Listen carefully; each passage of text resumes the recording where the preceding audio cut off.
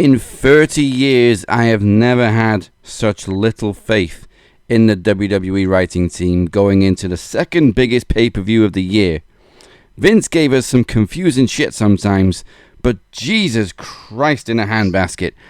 Triple H has taken a shit in the bed, woken up Stephanie, scooped it up into his hands, carried it all the way from Greenwich to Stamford, walked into the office, sat down next to Brother Love and Freebird, used his fingers to smear it on some paper, and said, "Look guys, here's a great idea for TV."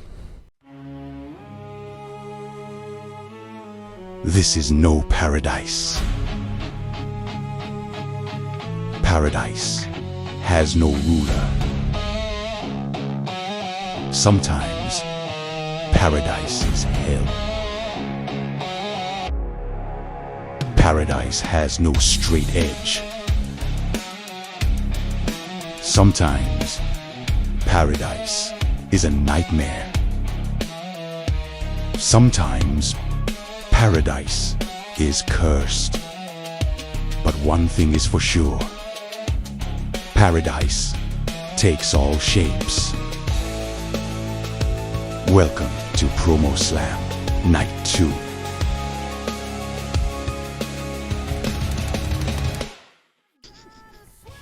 Jesus criminy. Well, if that didn't entertain you, I don't know. Well, actually, we have a whole show that will. This is the real party of the summer, and after an incredible night on Tuesday, welcome to night 2 of PROMOSLAM with the Captain Beer, our man Mike Larkin, and of course your man El Jefe, plus the John. Actually, he's already right here. He's the John Cena. Everybody's here. It's having a good time tonight. We predict SummerSlam, and for a quick fallout, or I should say follow-up of the fallout that all the nonsense that happened at Redemption. I'm still recovering from a 5-hour show that started at 4 that made me miss work the next day. Kidding me. As you can see, if I don't look great, I'm still injured from that fight with Craig. Also tonight, the action doesn't stop with match wrestling, as we have another 3 matches for you, including Cypher's challenging Robert Davis for the International Championship, and now what is a shadow dance for all the gold. The man got chokeslammed 500 feet and he still showed up for work. We also have some trivia for you because Beer and El Jefe are going at it again. That's if Beer can speak. And once again, both the television and the knowledge championships are on the line, but this time it is 3 stages of knowledge, aka best of 3, aka a trivia triathlon. Winner takes all. Yeah, all the fun happens in 3 rounds, and not only with that, we got a tag team match with all the high stakes. Will we find out what really happened to the Gesture last year? It all rests on the CWO's AT Rustlar The Demoness taking on Black Burnham and the return of the Shape. Yeah. Where the fuck do we begin? I can't wait for all 3 matches. Beer needs some paracetamol. So let's get the predictions out of the way because it has had one of the most lackluster builds of all time. SummerSlam. It's funny. I gotta say this just about SummerSlam really quickly now that you said this. As someone who has been to 2 SummerSlams in his life, my first ever SummerSlam I went to was SummerSlam 2002, Nassau Coliseum, considered one of the greatest SummerSlams ever. Top to bottom, one of my absolute favorites. The fight, the theme song that was on the Anthology CD. We're talking Edge and Eddie. We're talking RVD and Benoit, Undertaker and Test, Un-Americans against Booker T and Goldust. We're talking Brock and Rock, Shawn and Triple H. We are talking about one of the greatest openers in pay-per-view history, Kurt Angle and Rey Mysterio. Like, we're talking top-notch. And the other SummerSlam I went to was SummerSlam 2007, which had the great Khali and Batista, Johnny Nitro and CM Punk, John Cena and Randy Orton the first time before they wrestled each other 1 billion times, 1,000,000,001. Kat DeLuna and her song Wind Up, and her getting booed out of the Continental Airlines Arena. Like, we had a plethora on that show, but that show was dog shit. SummerSlam 02 will always be one of my favorites live.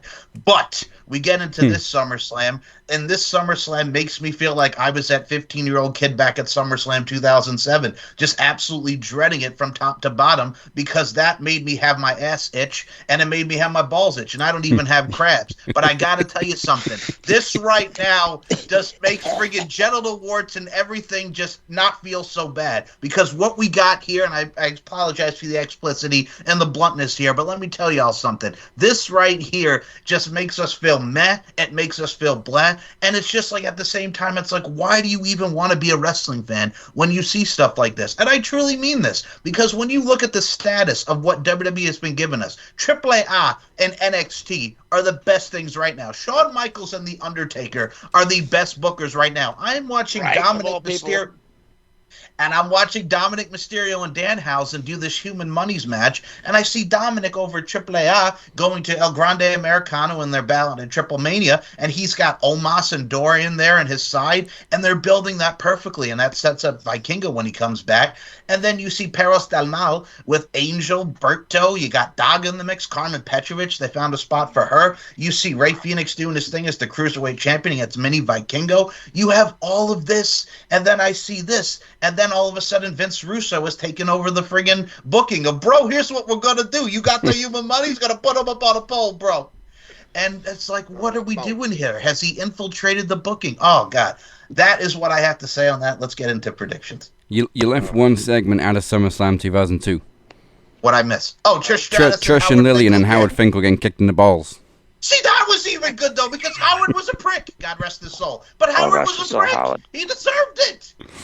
Perfect. Her and Lillian Garcia. Lillian Garcia taking that epic Samoan drop from 3-minute warning. That was amazing. That was fine. Trish Stratus in an ice cream truck delivering Stratisfaction. Take me back.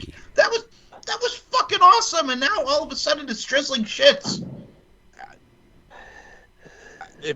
I got it too.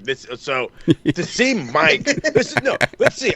We've been doing this for. I can only imagine how long. Honestly, at this point, I don't really remember how long we've not only known each other, did this whole thing, but been on Max together. Yeah. I don't know if I've ever heard Mike go bananas for any company that wasn't WWE or TNA. Hearing them go bananas over AAA or AAA is bananas. I mean, well, NXT, we had the hot version of NXT, so Black and Gold was the shit. Everybody loved it. But to hear that, it's like, I remember there was a time you could ask him like any AAA question and right over his head. He got nothing for you. He's over here name dropping. He's dropping names, bro. I've never been so proud of Mike right now. I feel like a proud dad. Well, no, we've watched all wrestling and we've covered all wrestling. That's what we do here. Look at Max Wrestling. We take it to the max on everything wrestling.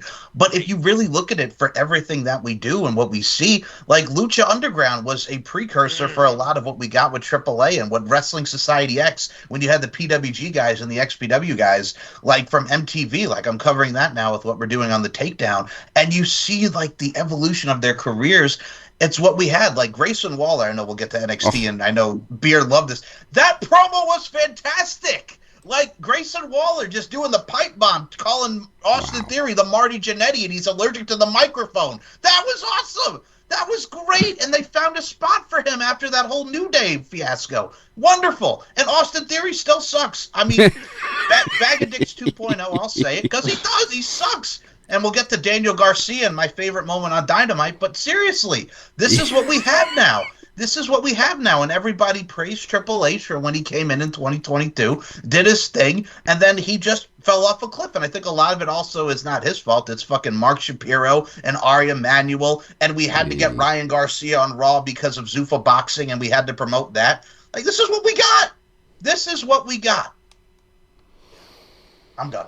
I hate the fact that they've made Austin Theory the main focus of the division when you got fucking Braun Breaker in the background. Mm-hmm. Braun Breaker went from a pit bull to a chihuahua. Now listening to friggin' Austin Theory and his woman. So let's jump into SmackDown SummerSlam Night 1. Hey, let's not jump into SmackDown. I'd rather watch SmackDown in a way. SmackDown's not looking bad right now. Do we have to? And we can jump on all the shit that happened on Raw as we go through the matches. I'm guessing I don't see them kicking off a show with the Hell in a Cell match. I'm guessing that's going to main event night 1, so they're probably going to kick it off in that case with the WWE title, CM Punk, Cody Rhodes. So let's go with that one first. Which I haven't really been interested in, but I did think out of all the shit they did add a little bit of a spice to it on Raw with their face-to-face. Probably one of the only very, very, very semi-decent parts of Raw was Punk and Cody finally leveling up the intensity. That was the SmackDown. I'm thinking of SmackDown.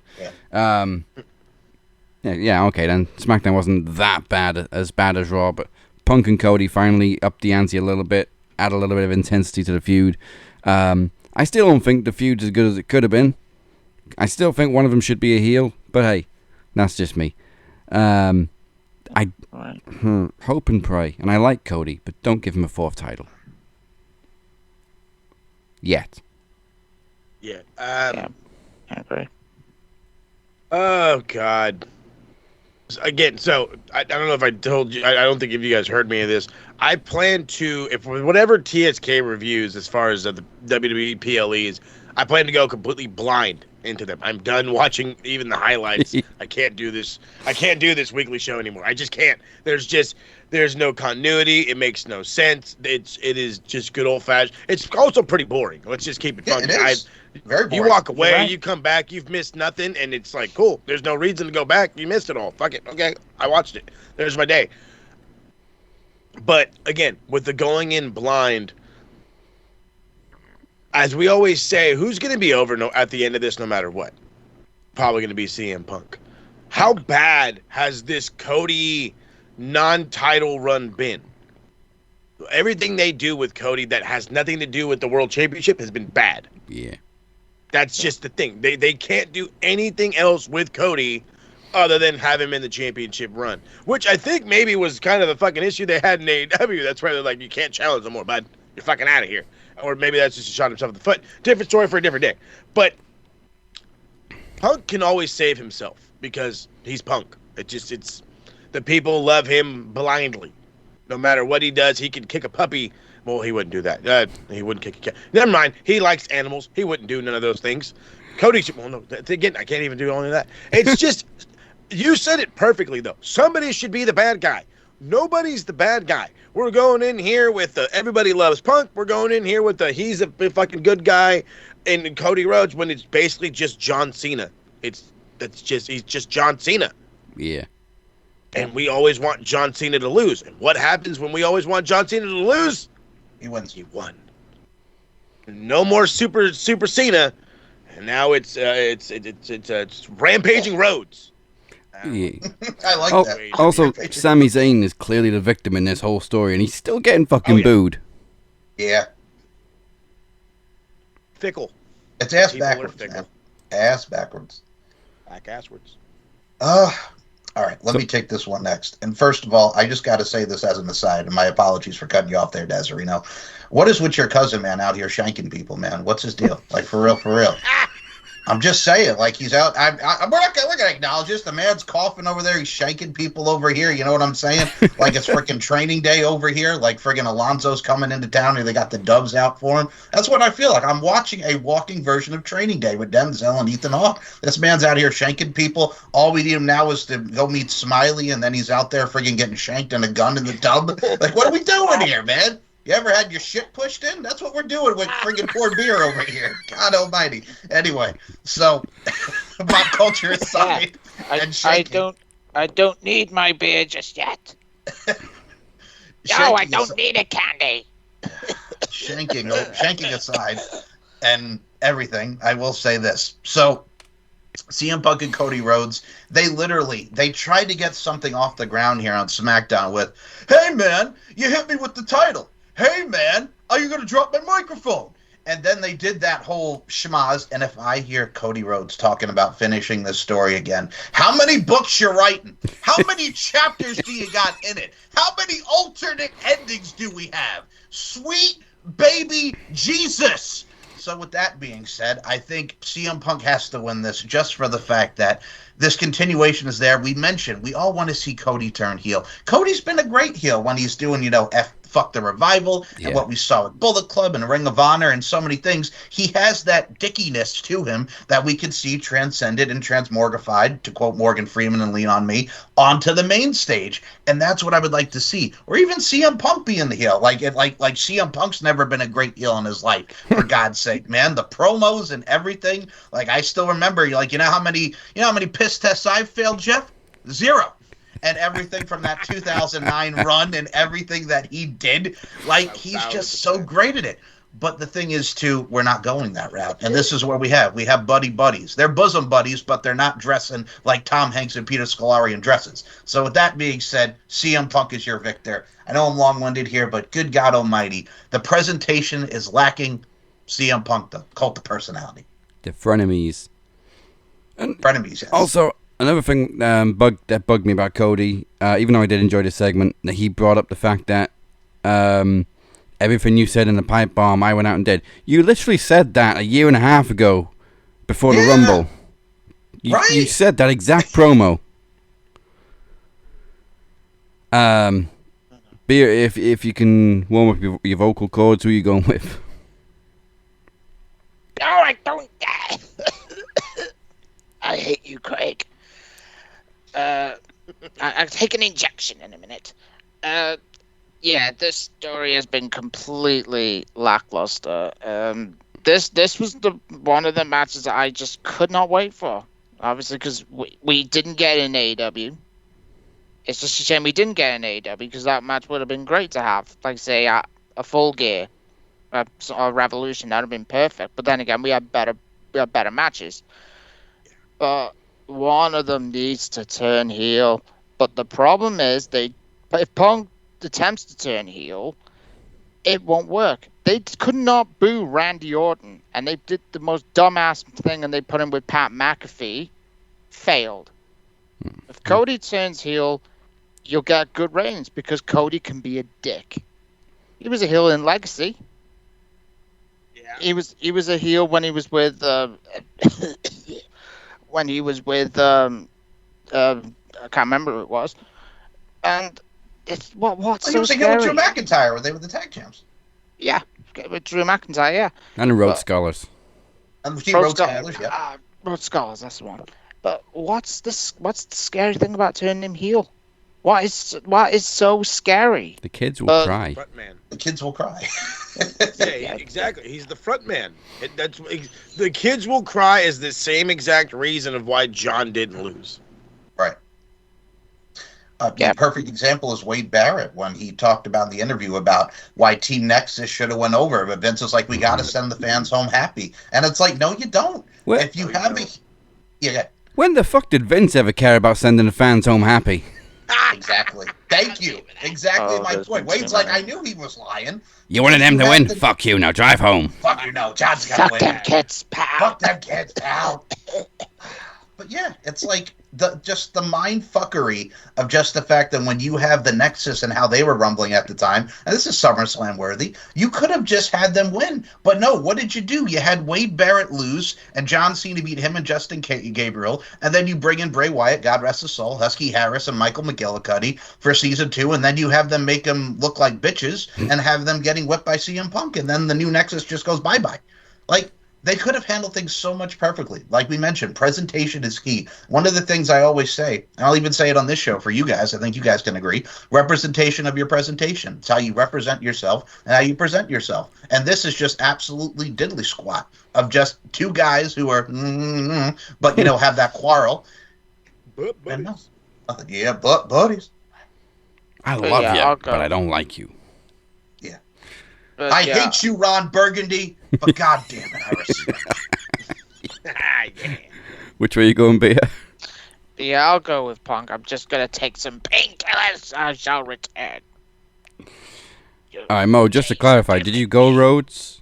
Oh no, I'm going with Cody Rhodes. Like I said, it's either going to be they will pull the trigger on him being a bad guy and he walks out champion, or he's just going to be rampaging Rhodes. He's going to just overcome every fucking stupid odd that there is because the kids. CM Punk is the one that we're watching. Is the only guy that's really keeping our interest because you see what they're doing with Braun Breaker. Fucking Dominic Mysterio is spending most of his time in Mexico, and God bless his heart for doing so. You know, it's like what do we have? We really don't have anything. And if the kids get Cody and we're supposed to get Punk, I hate to break it to you, this is still a marketing company, and they're going to market towards the kids. Which means Cody keeps wearing his fucking suits. Cody's a 4-time fucking champion. And then we're going to have to our way into another fucking Cody Reigns title run because they're not going to know what to fucking do with him. Oh, like always. But again, instead of it just being as simplistic as you get to be a bad guy, or you can start being a bad guy. Have we ever thought about that? Like a little trickle-down effect? Have Cody just start, dropping this, dropping that. Oh, we're having this conversation, and he pulls out the bad guy line. Oh, I shouldn't have said that. And then says something else the next time, and then it gets a little worse, and then a little worse, and then before you know it, he's basically cussing people out. He is the dick. He is the kid from the legacy that was an asshole. He is that smug bastard that had the mask, like handsome Cody. Like, you can do it. It's just we don't have a John. So that's why I'm saying, no, he's going to win, and it's for the kids. It ain't for us. It's for the kids. What, take this now? Well, Are you mad? Right Oh, okay, I'll take it now. Get this shot in. Can I just mention something real quickly about beer before we go to the next matchup, if that's okay? Okay. You didn't kill me, Craig. Okay, I just want to say, That's a great y'all are not medical hearing our good buddy Beer over here. John, I gotta say this to you, and I'm gonna put an image in everybody's head here. You sound like the old woman who SpongeBob and Patrick were trying to sell chocolates to, and then they take him to the restaurant at the end. They're selling what? Chocolate. You try and get busted off a fucking cliff. I remember Chocolate. when I first made chocolate. I always hated it. You're welcome. And not being left when you left me to die. But I'm back. Thank you, dear. All right, as you can see, Beer is joined by Nurse Ratchet this week. We're moving on to the next match. Sure, whatever. Name is Candy Sucks. Speaking of sucks, the Bellas and Paige versus Fatal Influence. Why is this match on the show? Can I take this one Because first? it's here to piss you off. That's Raise why. your hand. Don't Can you I take this one first? Go ahead. Please? Don't you hold on? Wait, let me gotta finish do this it. shit first. Don't you get this? Don't you understand what's happening? Like, look at this card. It is here to make you mad. That's what they're gonna do. This is a big fat fuck you. Every single one of you out there that's complaining about TKO, guess what? Bam, TKO. Okay. Inhaler ready. Go for it. I'm gonna take the puff. Here I go. Mike's got the inhaler. Let's go. Okay. So Nikki Bella got injured right before WrestleMania, so Paige got back, and then they won the tag titles. And then they've been feuding really with Fatal Influence and Nia Jax and Lash Legend. So what happened on SmackDown? Nikki Bella came out and made the save for them after they were getting beat up. And then she pretty much said that NXT is the minor leagues. Fuck you, Nikki. And then we pretty much came out at the end and said, hey, you know what? 6-woman tag, bitches, losers, total divas. Remember? I remember. And then now we have this 6-woman tag. So if I'm going to pick someone in this, look, I think Paige really needs to go off on her own, like an Al B. Shore track back in the 80s. And I look at it from a stance like this, guys. Paige and Rhea Ripley sounds really, really good right now. I got to tell you, go back to the anti-diva page like we saw in NXT, early 2013, 2014. Let her have that run, and everybody just, like, let Paige be her authentic self and get away from this total divas hoopla, if you will. I think they really want to set up Nikki and Brie against Fatal Influence, kind of like what we were originally going to get at WrestleMania, but then winning the tag titles. And then I think they can have Fatal Influence really get that rub, that being Fallon Henley and Lainey Reed, who I got to tell you, Jasmine Nix, my God, that could have been you, but Lainey Reed is just on fire with how she moves, how she hits. And Fallon Henley, well, it's Fallon Henley. We love us some Fallon Henley. Yeehaw, if you will. So with that being said, with their overall beauty, strength, and dominance, see what I did there? I got to go with Fatal Influence is unfortunately going to lose. I got to go with the Bellas and Paige. Yeah.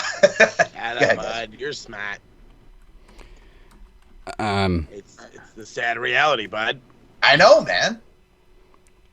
What's pissing... Go ahead. You go first. I'll tell you what's pissing me off after. Okay. Did you know that we got the Bellas on the card, but there's no room for the following: Braun Breaker, Mhm. Sol Ruka, Yerp. Javon Evans, Yerp. Lyra Valkyria, Yep. Alexa Bliss, Yep. and Ricky Saints. Triple yep. Where the fuck is Ricky?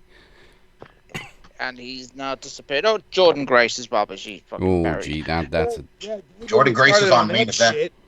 Yeah. And Roxanne Perez. Quadruple yep. But you've got the Bella twins. But anyway, I digress. I gotta go Fatal Influence, and please trade Paige to Raw. Did you know there's only 3 active baby faces on Monday Night Raw at the minute? EO. It does not surprise me. Who Sol are the other two? Soul. Yeah. and Bailey. Yeah. Okay. That's right. 3. So after this, get the Bellas to turn on Paige and then send Paige to Raw. And at least try and save this fucking women's division. Because if you've not seen my video that I dropped on Tuesday, it is maybe one of the worst Raw divisions I have ever seen. Yeah. So I'll go Fatal Influence to push them to the moon. 2 things pissing me off. Number 1, ever since she got cleared in AEW, Paige has been saddled in tag team action. Yes. Why? I mean, I got it originally. You know, you needed a little bit of support. She hadn't wrestled for a few years. Didn't know what shape her neck was in. But she's proved she can still go. She's fine. And she's had singles matches. I like that you brought this up because I think this is also going to piss you off too, Desiree, as it's going to piss all of us off. Look at it like this. I mentioned Total Divas, right? Like how the Total Divas collective there with the Bellas and Paige. Yeah. Look at it like this. A lot of the younger female fans, a lot of them didn't grow up with like the lead in Trish Stratus like we did in the Attitude Era and seeing Alundra Blaze and Bull Nakano and all these amazing women. A lot of how these women get into wrestling, or a lot of the female fans get into wrestling, they watch Total Divas. They watch Total Bellas. So look at it like that. You got to appease the Bella Army, Desiree. You got to appease the Bella Army. That fits perfectly into the second thing that pisses me off. Go ahead. And it's that Nikki Bella puts herself on such a high pedestal. She puts herself on such a high pedestal. We put you here. We inspired you. We're the reason you're here, which she literally said to Fatal Influence on this week's Raw. And I'm like, no. They're here in spite of you. Because the Divas generation set women's wrestling back 20 years. And it took Paige, Charlotte, Sasha, Emma. Bailey, Emma. Took all of them to fucking bring it to where it is now. So fuck the Bellas. Well, that was the thing. A lot of people always go back to that match that they had, the Bellas against Paige and Emma. If you really look at it and the social media outrage at the time, we weren't really like going at the Bellas. We were like these 2 women, and Paige and Emma at the time, just getting a spotlight more than 4 minutes or however long the match was. These are the 2 up-and-comers in NXT, the anti-diva, and Emma before the everything and just, her and Santino and all that. Yes, thank you, Beer. That's the thing, and we got the match at Arrival and all that, but they wanted to see these NXT ladies really exuded and exemplified and accentuated to the audience, but we didn't get that. We just got Bellas being like, hey, we're the girls, and we're doing the revolution, and it's like, no. And you know what? I'll admit, actually, Nikki and Brie have slightly improved in the ring since 2009, whatever. Yes. But they got famous and they got over with barely any talent and just by shaking their asses. And being the guest hosts and all that. And being the guest hosts and reality TV and all that shit. And I'm going to be controversial. Oh, boy. Liv Morgan is taking it the same way. Bingo. Mm-hmm. Wow. Okay. How can Brie Bella be the wife of one of the greatest professional wrestlers that's ever lived, and she still sucks? AJ Lee answered that question several years ago. Chuck Taylor's baby. Talent is not sexually transmitted. Yes, sir. What's Marina Shafir's excuse? Oh, jeez. The wife of Roderick Hard Strong, work. the most She got so much fucking better. Like, what's her excuse? Mox. John Moxley. I apologize for all the Marina Shafir hate that I said after all that. No, yeah, I got it. Marina is a beast. Now I'll give Marina her flowers. Mox. If it is Mox, then he's just who's responsible. Then in about 6 months, he's taught her what Roddy should have taught her years ago. Roddy, Also, I think a lot of people forget, like, John Moxley is a very good wrestler. I mean, trained by Les Thatcher, Heartland Wrestling Association. He's been in there with William Regal in the FCW days. Mm-hmm. Like, he can actually wrestle. Like, a lot of people forget about that. And then you have Jim Cornette, goddamn son of a bitch, has to say what he has to say. So, ruin it for everybody. Ruin it for everybody. He's a brown belt in jiu-jitsu as well. There you go. Mo, what's your take on the match? God, I love hate Mike for using the exact word that had been thinking about in my whole head, and it's the Bella Army.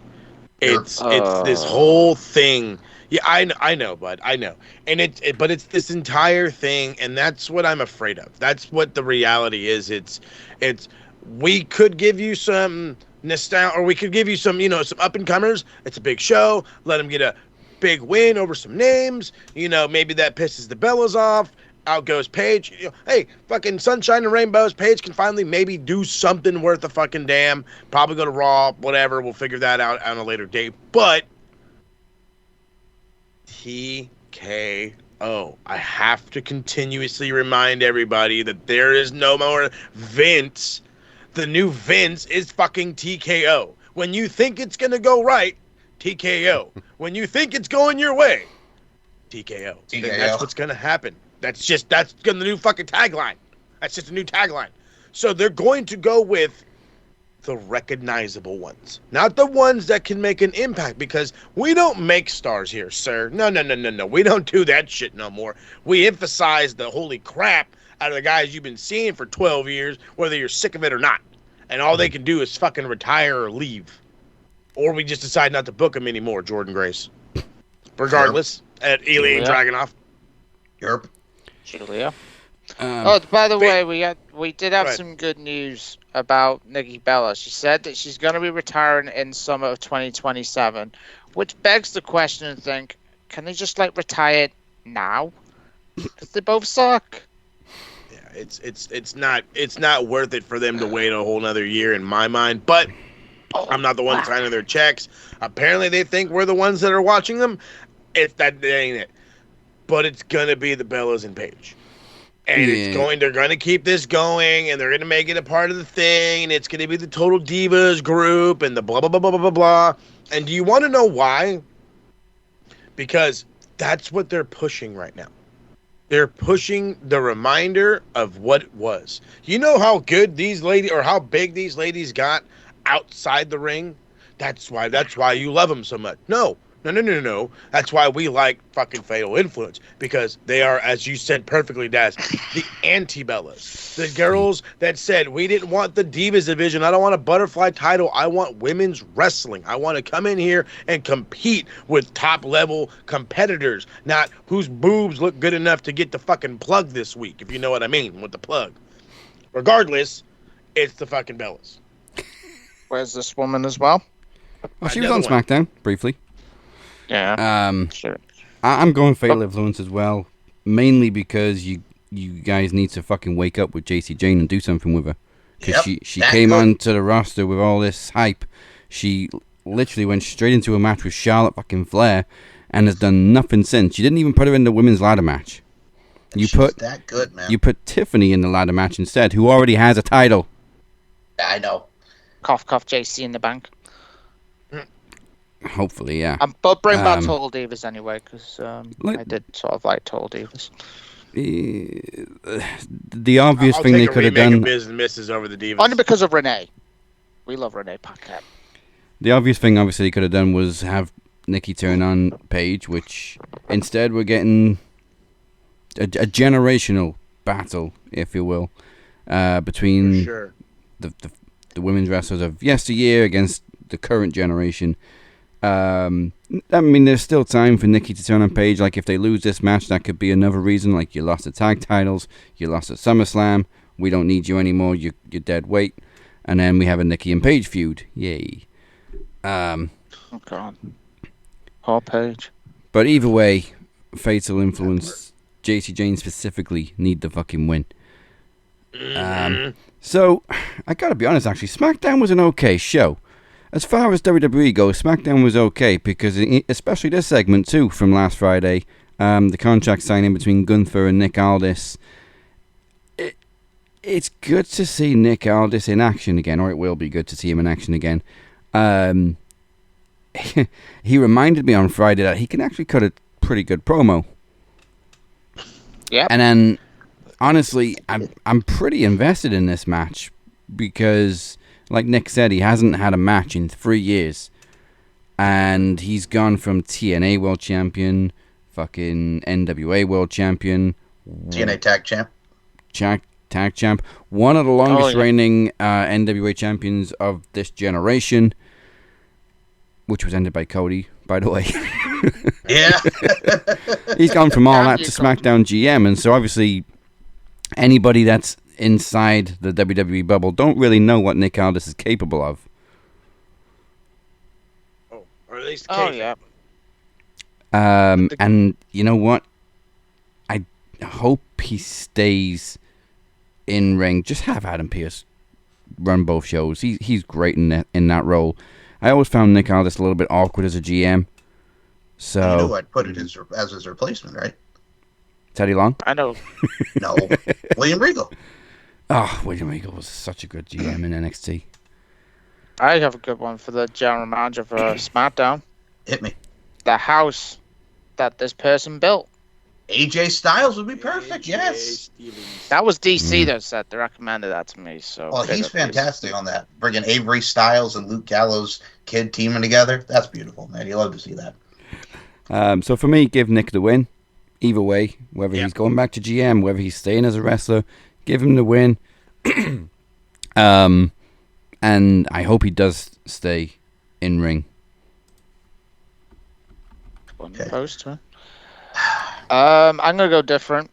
I'll go Gunther because obviously Gunther's been literally built like a bomb ever since he's beaten AJ Styles. But Gunther seemed to have lost his aura a bit because obviously we knew how great Gunther was. I thought he was one of the best wrestlers in the world a couple of years ago.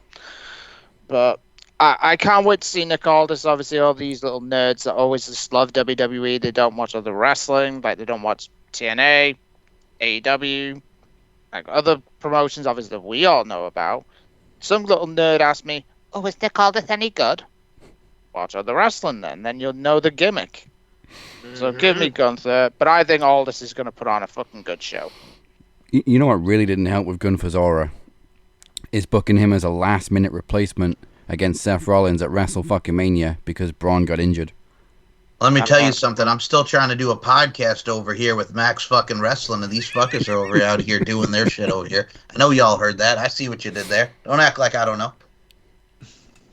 I'm like, all right, here you go, man. I like Nick Aldis as a wrestler in general. I didn't see. You say you feel awkward as him as the GM. I don't. It just kind of like reminded me of like when Kurt Angle was like the GM. You know what I mean? Like now, granted, Kurt's fucking a million times funnier, and I do mean a million times funnier. But to me, it gives off the same vibe of my GM can kick your GM's ass. You know what I mean? So I'm like. I think that's exactly where it could kind of be. Like, you know, Gunther wants to step out of line, and it gets to the point where fucking now Nick Aldis has got to take the jacket off and actually be the wrestler again. He should win, and it kind of like symbolizes like don't fuck with authority or whatever, even though it doesn't matter in this goddamn company. And you guys are 1,000%. Gunther's been booked like shit, but we see how good Ilya Dragunov is, and we now know that he's fucking basically out. Same thing with Jordan Grace, basically out. I think they get fucking tired of of wrestlers. And if they're like, we can't book you in some other cool way, you can go. Well, why? Because you're just a wrestler. Well, isn't this a wrestling company? No, dumb fuck. We're making movies. Cinema. Apparently they're making movies. Now, it's funny because I, too, want Nick Aldis to win. Because, I mean, we've seen it from the TNA days and NWA days. We'll be here all day. But I think the story is, you know, Gunther being the career killer. I'm going to kill your career before it even starts. That being Nick Aldis as far as in-ring in WWE. So, on this one, I think Nick is going to have a valiant effort. And I'm really looking forward to how they tell the story with this match. But I got to go Gunther as well. All right, pretty split. My only concern about what's going to happen with Nick Aldis is what AI Death Rattle slap are we going to have? Give him God Save the King, his NWA theme, please. Just give him God Save the King. NWA won't give him the rights to that. I'll take even the TNA theme. You know, that when he was the TNA champion in Dixieland, honey. I'll even take that one.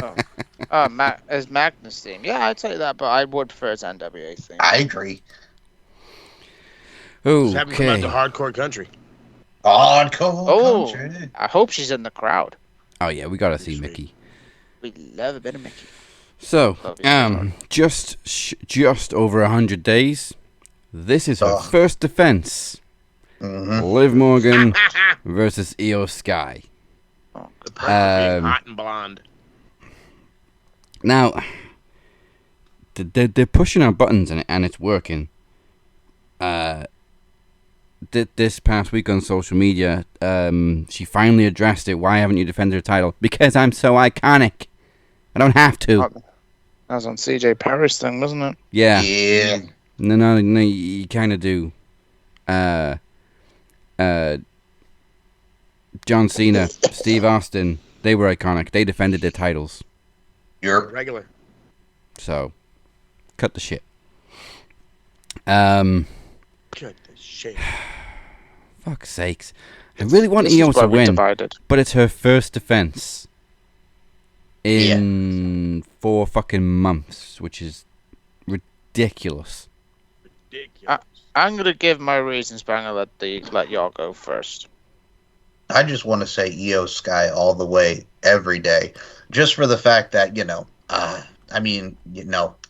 That's all I'm going to say, just Io all the way, because I'm tired of her. I was going to try to give some nice little explanation of where I want to go, but no. That's the one time I'm just going to say Io all the way, every day.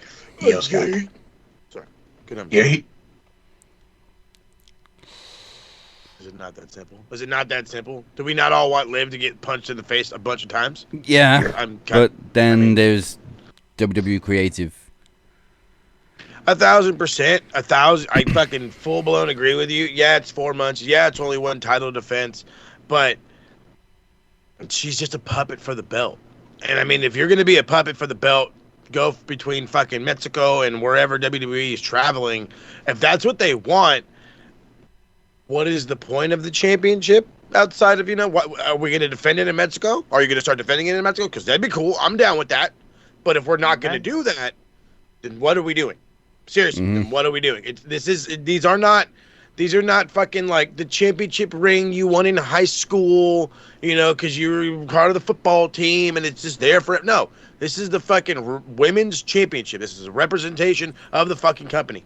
You broken every goddamn supposed contractual obligation that we've ever heard of, okay? 3 months or 3 times you've said, fuck your 30-day clause. I don't know how you don't get fired from that, let alone stripped of your title. But, hey, I don't work for the company, okay? Like I said, the perks you get for being hot and blonde are ridiculous. However, Io Sky she doesn't look like Liv Morgan. Let's be blunt, and I know people are going to give me some shit by that. She has her own following, but at the same exact time, she can garner as much, if not more, attention from her wrestling and her sound bites than fucking Liv can with shaking what little ass she has. Okay? There are young fans of this company where Io will top Liv 99 times out of 99 times. And that 100th time, it's the dad agreeing with the little girl. And I keep talking about the kid aspect, the company aspect, the project and who they're projecting to, and it's still going to be youth. It's great to have this champion who's a fucking cocky bitch, but it's better to have one who can put someone in their place. Someone who's also going to get over with the young crowd, the new, the constant crowd, and even the old crowd. It's got to be Io. Honestly, I don't see any business sense in keeping it on Liv. I know Liv's got her portion of fans. I don't really trust her judgment, but she has her fans, her stands. Sorry, But Craig. if you base it on the reactions, everywhere they've gone the past couple of months or the past few weeks, whenever it's come down to Liv and Io in the same place at the same time, nobody's cheered for Liv, and they've all popped as soon as Io's come out. Mm-hmm. Io's the one. She's the one you put your title on. I don't give a shit. That simple. I don't give a shit how much auto-tune Liv uses. Put the bells on Io. And also, I don't want to hear Liv Morgan's theme song. Ever. Trouble. That's I- me. I just mute the television when I hear that fucking garbage. Now, there's a few points. One, isn't Liv still cursed by Danhausen? Hopefully. Yes. Yeah. Number two, why do you think Rhea Ripley's not been stripped of the women's title yet? Because WWE are protecting their investment. What match do you think they want going into the Crown Jewel pay-per-view when it's going to be the best versus the best? Rhea and Liv.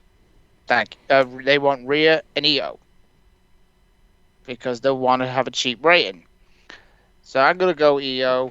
Please save wrestling. As much as I think Liv Morgan is one of the most beautiful women in the world, and she is, but I'm hoping that this is where you could get the return of Stephanie Vaquer, or go one better and get Asuka back on television, because them two are badly needed for this Raw division.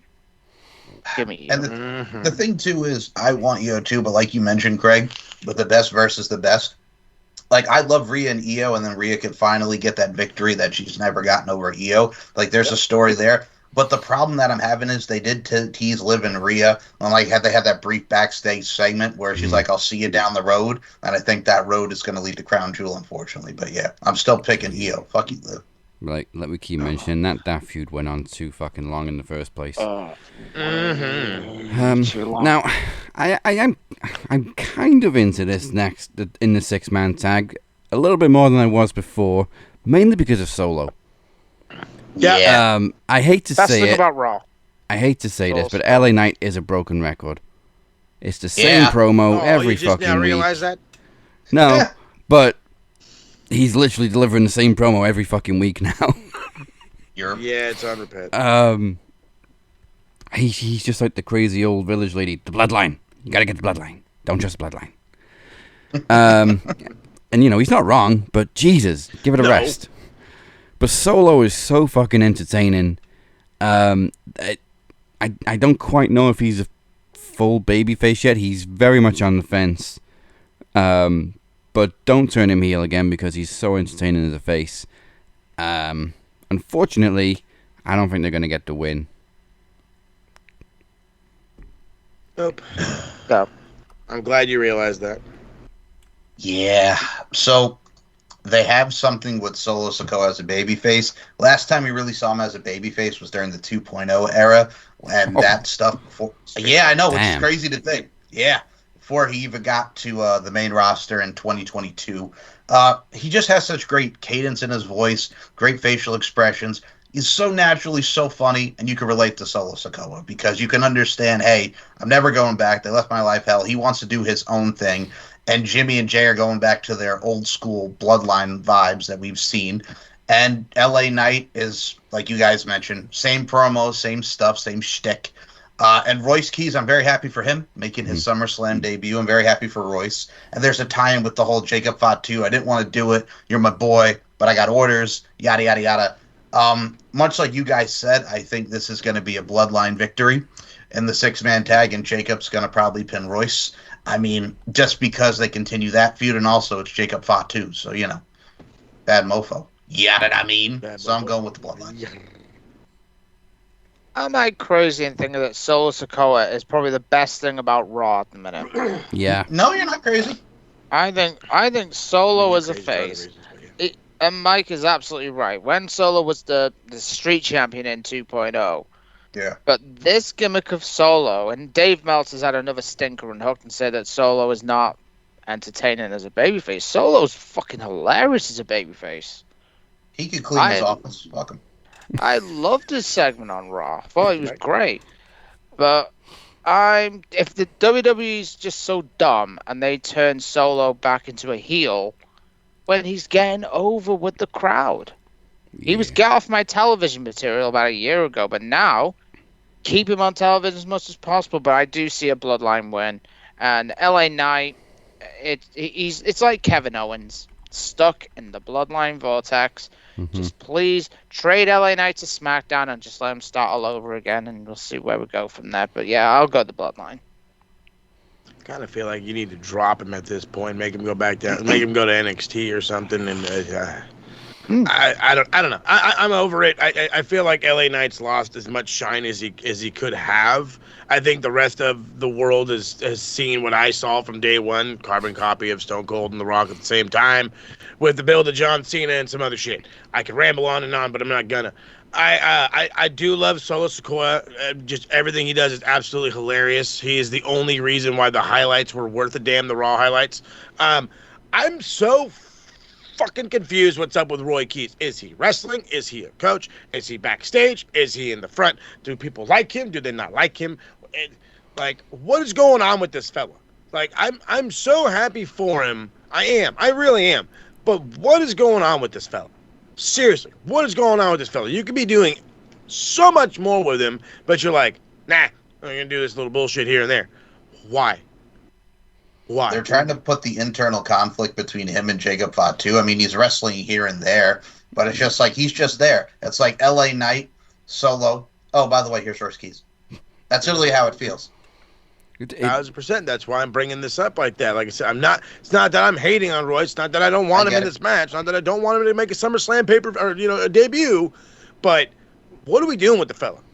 You know what I mean? That's where I'm at. Yeah, the only thing I really like about him right now is the theme song is actually not bad. Can take everything I want. Yeah, they do seem to be putting him in more matches recently. Whether they've realized, hey, you know what, he's still got something in the tank. Well, yeah, he may be old, but he wasn't fucking slowing down in AEW. No. He was just always hurt. I do have a gripe, though. Why don't they nickname him the Powerhouse, Royce Keys? Because obviously you can't call him Powerhouse Hobbs. But when he debuted, they fucking put Powerhouse Hobbs on the Tron. It's like, oh yeah, that's how we know him. And then here's his new name. Okay. Yeah, just make him Powerhouse. Well, they did that in NXT with friggin' Prince Devitt as Finn Balor, and Kenta is now Hideo Itami. So they've done that before. Oh, I remember all that. Oscar is Kana. Yeah, Wakana to Oscar. Yep. I agree. It's going to be the Bloodline. I don't see Jacob Fatu turning just yet on the Bloodline, but I think that'll happen. Yep. Okay, so more than likely the main event of night one, Oba versus Brock. Hell in a Cell. I said it, I think, a couple weeks ago. I'm not interested. I'm hyped for it, but not as much as I should be. Like, we kind of knew when Brock came back and they had the second match and it was obviously going to end in a third. We didn't quite know what the circumstances were going to be. And they gave us the bullshit of King of the Ring doesn't mean shit. Oh, okay. Yeah. Well, did you also see on Raw what also kind of pissed me off on how they were kind of hyping it? So if you listen to the commentary when they're, Brock locked him in there and Brock Lesnar's doing his chicken shit of running away and Oba kills the extra talent, the security guards, the police officers. He beat up the police again. He beat the police again. Woo, woo! That's the sound of the police. So Oba hate the popo. They hate the popo. Imagine if we did that to the Fuzz, we'd have a fucking long-term prison sentence. Oh my god! But it's over. What pissed me off is they kept building like Michael Cole. Oh, Brock Lesnar's never lost a Hell in a Cell match. He wrestled the Undertaker twice. Yeah. He's 2-0, and he wrestled the same opponent twice. Stop it. Yeah, I keep forgetting. Like, he hasn't actually been in a modern day Hell in a Cell since 11 years post UFC. But he has been involved in one because obviously he caused a DQ in a Hell in a Cell match. Oh, God. We had 2 DQ finishes in a row in the Hell in a Cell. That's why I never wanted to see a Hell in a Cell match again after 2019. But at least they got rid of the red cell. That is just... Does it? Yeah, thank God. Don't ever do a fucking red cage again. Stupidest thing in the world. Hey, but it's Raw. I don't give a shit. I don't give a shit. It looks ugly as fuck. It was dumb. But this is just me, or did they make Oba look really stupid when Lesnar didn't even go inside the cell? Yep. It made Oba family look so stupid. But however, I know it's going to be Brock's last SummerSlam. He's known as Mr. SummerSlam because every time Brock is at SummerSlam, it's a banger. But I'll go Oba family to pick up the win. But I still see Brock carrying on until at least WrestleMania to get the last big payday from Saudi. I do also concur with Beer on the fact that Oba's going to win. End this. Let him go after the world title like he wants, because this is a stopgap. And it helps elevate him to finish this feud and conquer the Beast finally again, which you shouldn't have had these matches, but, we can't have nice things. So, Oba. I'm glad you said it. I was about to say, I think this should have just been a one and done at WrestleMania because they built it perfectly. The hype was insane for somebody in their rookie year against somebody like Brock Lesnar. The hype was incredible. They marketed it perfectly for WrestleMania, and then they've kind of pushed it a little bit too far. It's never the same as the first time, so maybe that's why there's not as much hype for this one as there was for WrestleMania. But yeah, I'm on the same train. It has to be Oba. Number one, you're putting him over. You've already put him over on the biggest stage, so what harm can it do now? And second, like Bia said, they keep mentioning Brock's never lost a Hell in a Cell match, even though he's only ever had two against the same guy. But he's never lost a Hell in a Cell match. Yeah, I know. But he's never lost a Hell in... Yeah, we get it. If we don't get the door being broke, the wall being broke, tables not getting destroyed, it would be a fail. Oh, there's no way they're staying inside the cell. No blood, because the story's been there. I like seeing a bloodbath if the story's correct. This needs a fucking bloodbath. So what you're saying is you don't want it to be Triple H and Kevin Nash Bad Blood 03. No, because the story was not there. Triple H and Shawn the year after. Yes, that was story an was awesome there. cell match. That was great. That's where I don't mind plunder if the story is right. So, Oba family definitely for me.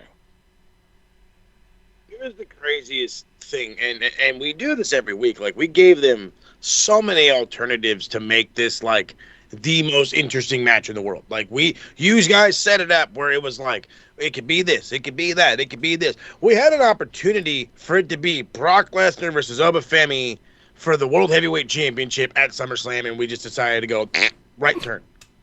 Which, in that aspect, I'm glad we're at number 3. Good shit, it's in Hell in a Cell. I'm fucking excited. What a main event. Instead, and again, Daz put it perfectly, if we go all the way here to just make Oba look stupid, why did we go past the first match? Seriously, why did we go past the first match? It could have been Brock versus fucking anybody else. Maybe he could be helping LA Knight right now. Maybe LA Knight could all of a sudden be fucking relevant. But no. You wanted to extend this because you felt there was something in it. And I said, fucking, let's roll with the punch because it's beast versus beast. You know what I mean? I get it. There has to be retaliation, right? Right. Why not make it for a world championship? Because Hell in a Cell, get the fuck out. Just, I know this is your office, but get the fuck out. Like, are you stupid? Because that's what this was. This has now been dragged out for nothing. King of the Ring means fuck all. You took a guy who had a guaranteed shot at a championship and said, I want Brock Lesnar. Why? Why? You didn't win the fucking G1 and say, I want fucking Kazuchika Okada? No. Fuck no. You were like, please let Naito win. Please let some jerk off win. I don't want to wrestle fucking Okada. But that's what this shit is.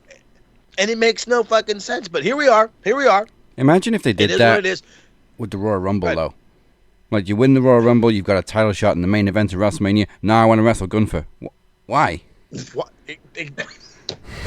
Speaking of that, if we'd have not have had Lesnar and Oba, and we had Oba against Roman, what would they have done with Brock? That could have been the match, Brock and Gunther. But I think they're going to hold off Brock and Gunther till WrestleMania. I think they kind of don't have much of a choice. That has to be done before he leaves, and I think that you're right. They're going to push it all the way to then. Because if Brock goes away now and doesn't show up again until fucking February, nobody's going to blink an eye. Nobody's going to blink a fucking eye. So it's going to be Oba.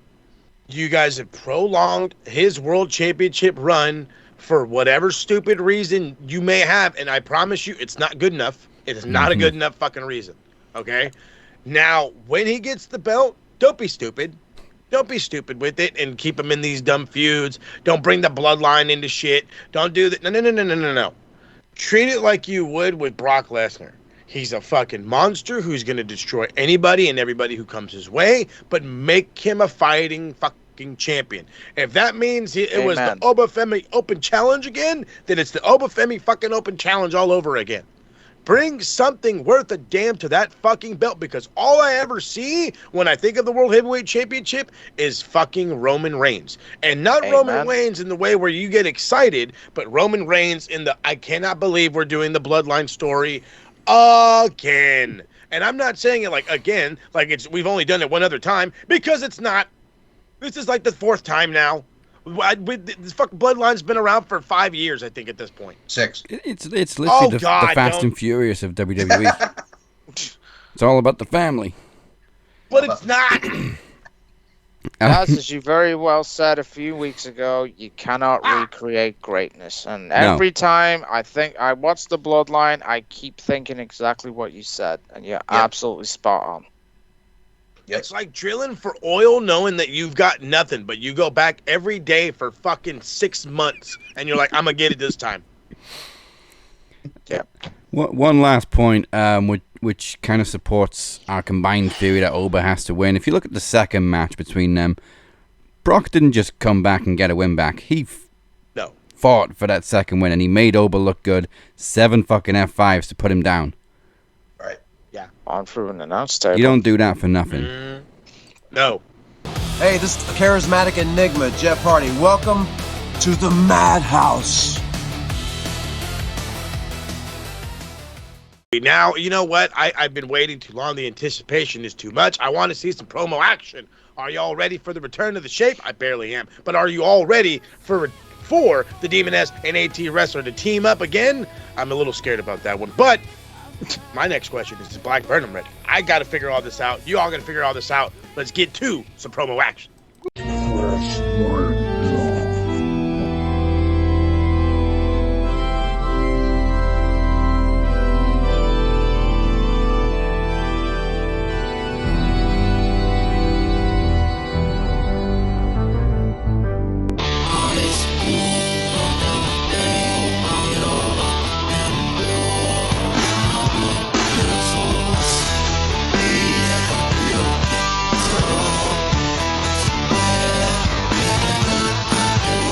Yeah, hey, Demoness.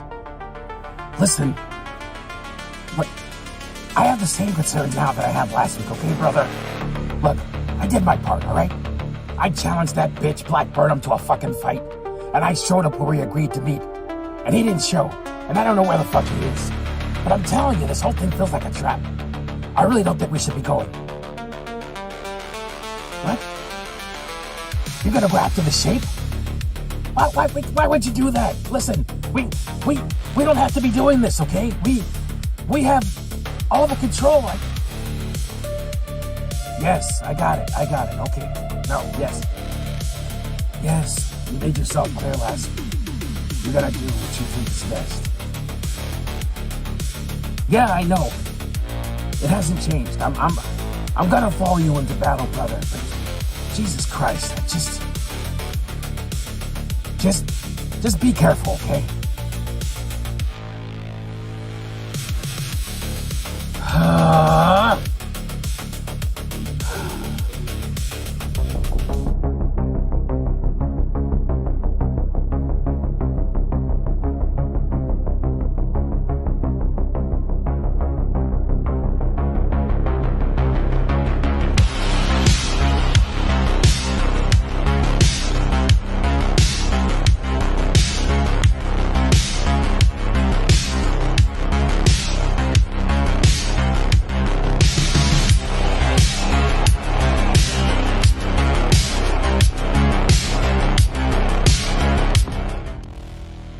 Black Burnham, the Demoness isn't the only one around here with extra abilities. Take this and restore your voice.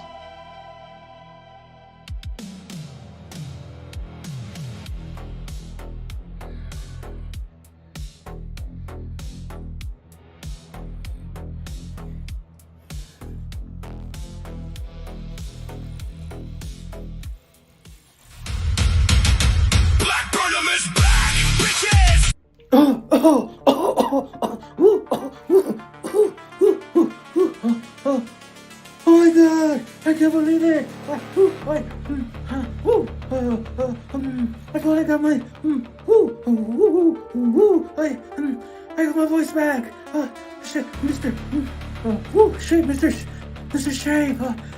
I can't believe it. You really have power. This is so exciting. I didn't think anybody could defeat the Demoness. But you did it, Shape. What a hero. I can. Hey, Shape, listen, please wait. I'm so good. I'm so grateful. And I know you said that you have no interest in saving the Kingpin, but I mean, the only reason why I'm here in the first place is to save the Kingpin.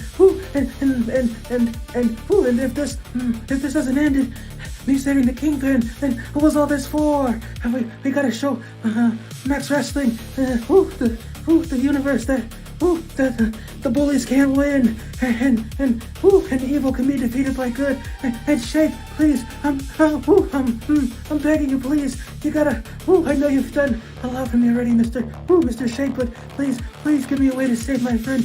Please. Fine. Take this one.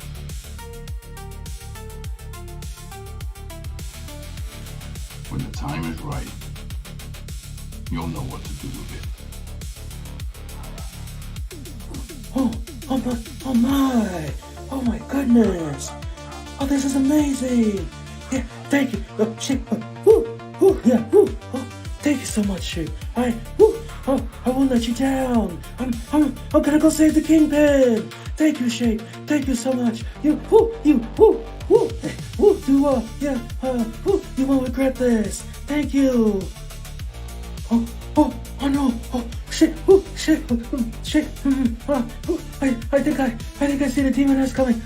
I gotta get out of here. I gotta run. Bye.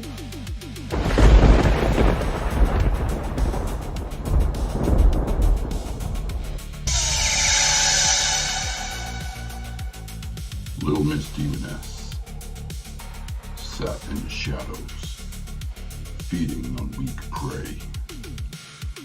Then along came a spider, who sat down beside her, and everyone else ran away. So, did you miss me? This has been a long time coming, and not because of what happened to the Jester. The last time we crossed paths, we were tag team champions, but we didn't lose those championships. I felt like they were holding you back, so I didn't fight as hard as I could have to defend them, because the Demoness is bigger than a championship. The Demoness commands the spotlight regardless of the gold. So why now do I come to your attention? Like I already said, Black Burnham gave me an idea. He wanted to resurrect the Kingpin, and instead, you took his voice. My voice is always in your head, isn't it?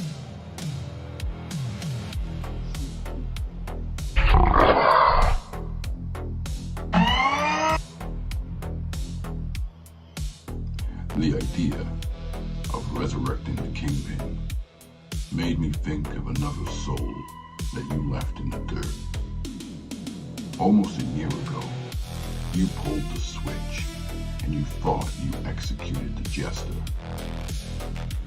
But there were others there that day. Some took more damage than others.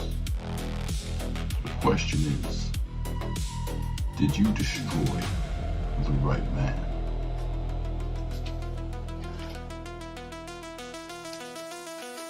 Well, where is he?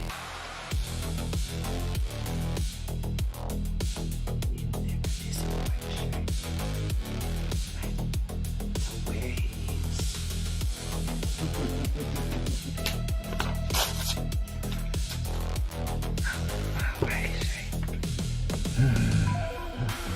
Oh. Holy shit, what? Hello? Yeah, Demoness. You found him? Well, what the fuck happened?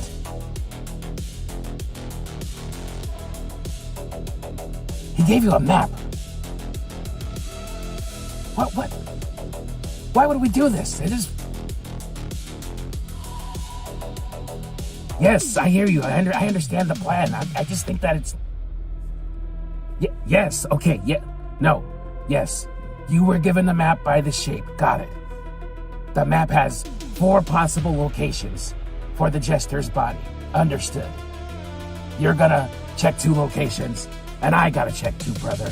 I got it. Okay.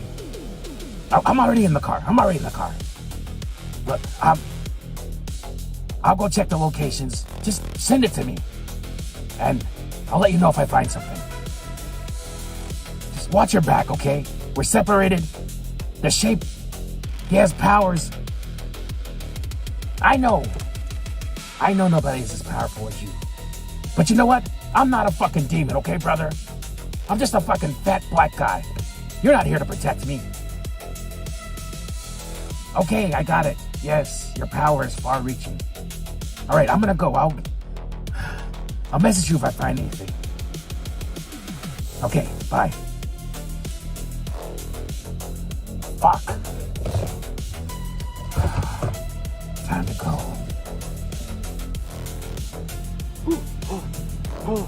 I think I found the right. I think I found the right location.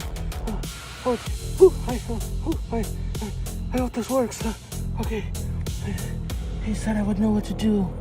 I think I just said it right here. On the grave. Okay. Now. Now we wait. Oh man, this is it's very scary out here. Kingpin. Who's out here? It's not working. I think. Maybe. Oh man, maybe. Maybe the shape is not as powerful as the Demoness. Maybe it's not gonna work. I gotta. Oh man, I gotta go. I gotta go.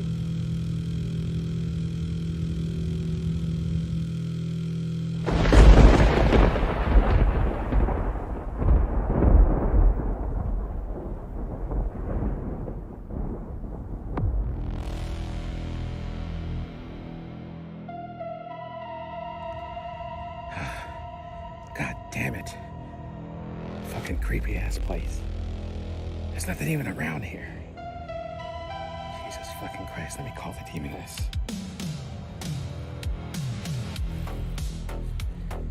Hey, Demoness. Look, I checked both locations. I haven't found anything. No bodies anywhere. You didn't find anything either. Now, what do you mean? You sense something is off. What, the Kingpin? No. Do you think they got to him? I should get over there. Right. You go check on the Kingpin's body. I don't know what to do. Don't go after the shape. Okay. Right. I got it. Just check on the Kingpin's body. Go out. Right. But afterward, let me know what happened. I'm gonna go try to find Black Burnham. Bye. Jesus fucking Christ. It's not safe out here. I gotta get the fuck out of here. Oh, God.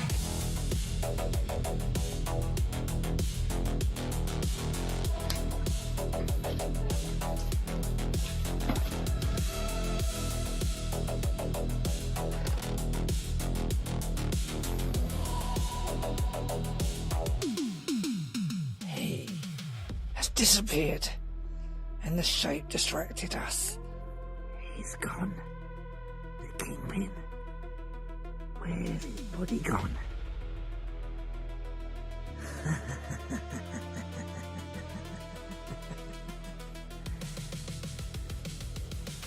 Wise mortals. I followed, and now he's gone. You found it. You said you'd tell me where he's buried.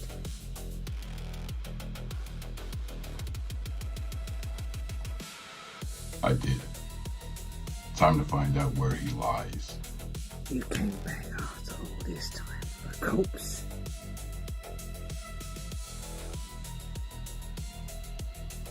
Or was it for something more? There is nothing more. I killed the jester.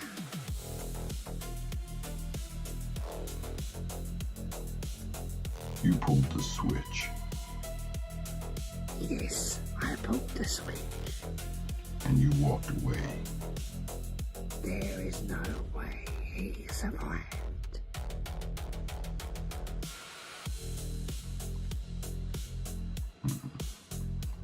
What about his decoys? You think you killed them all too?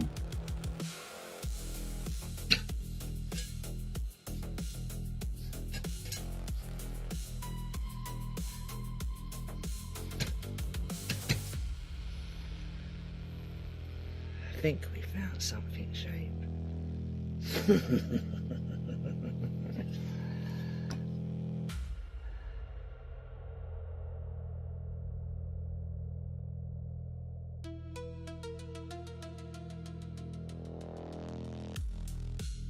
How is this possible? You said he was buried.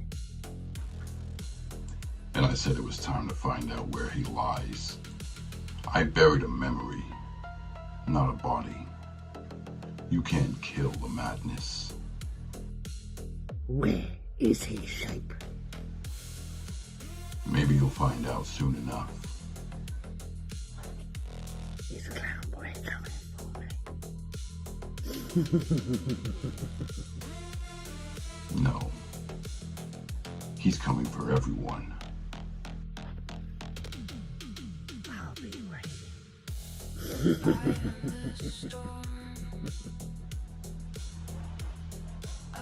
All for one. You'll hear from me again.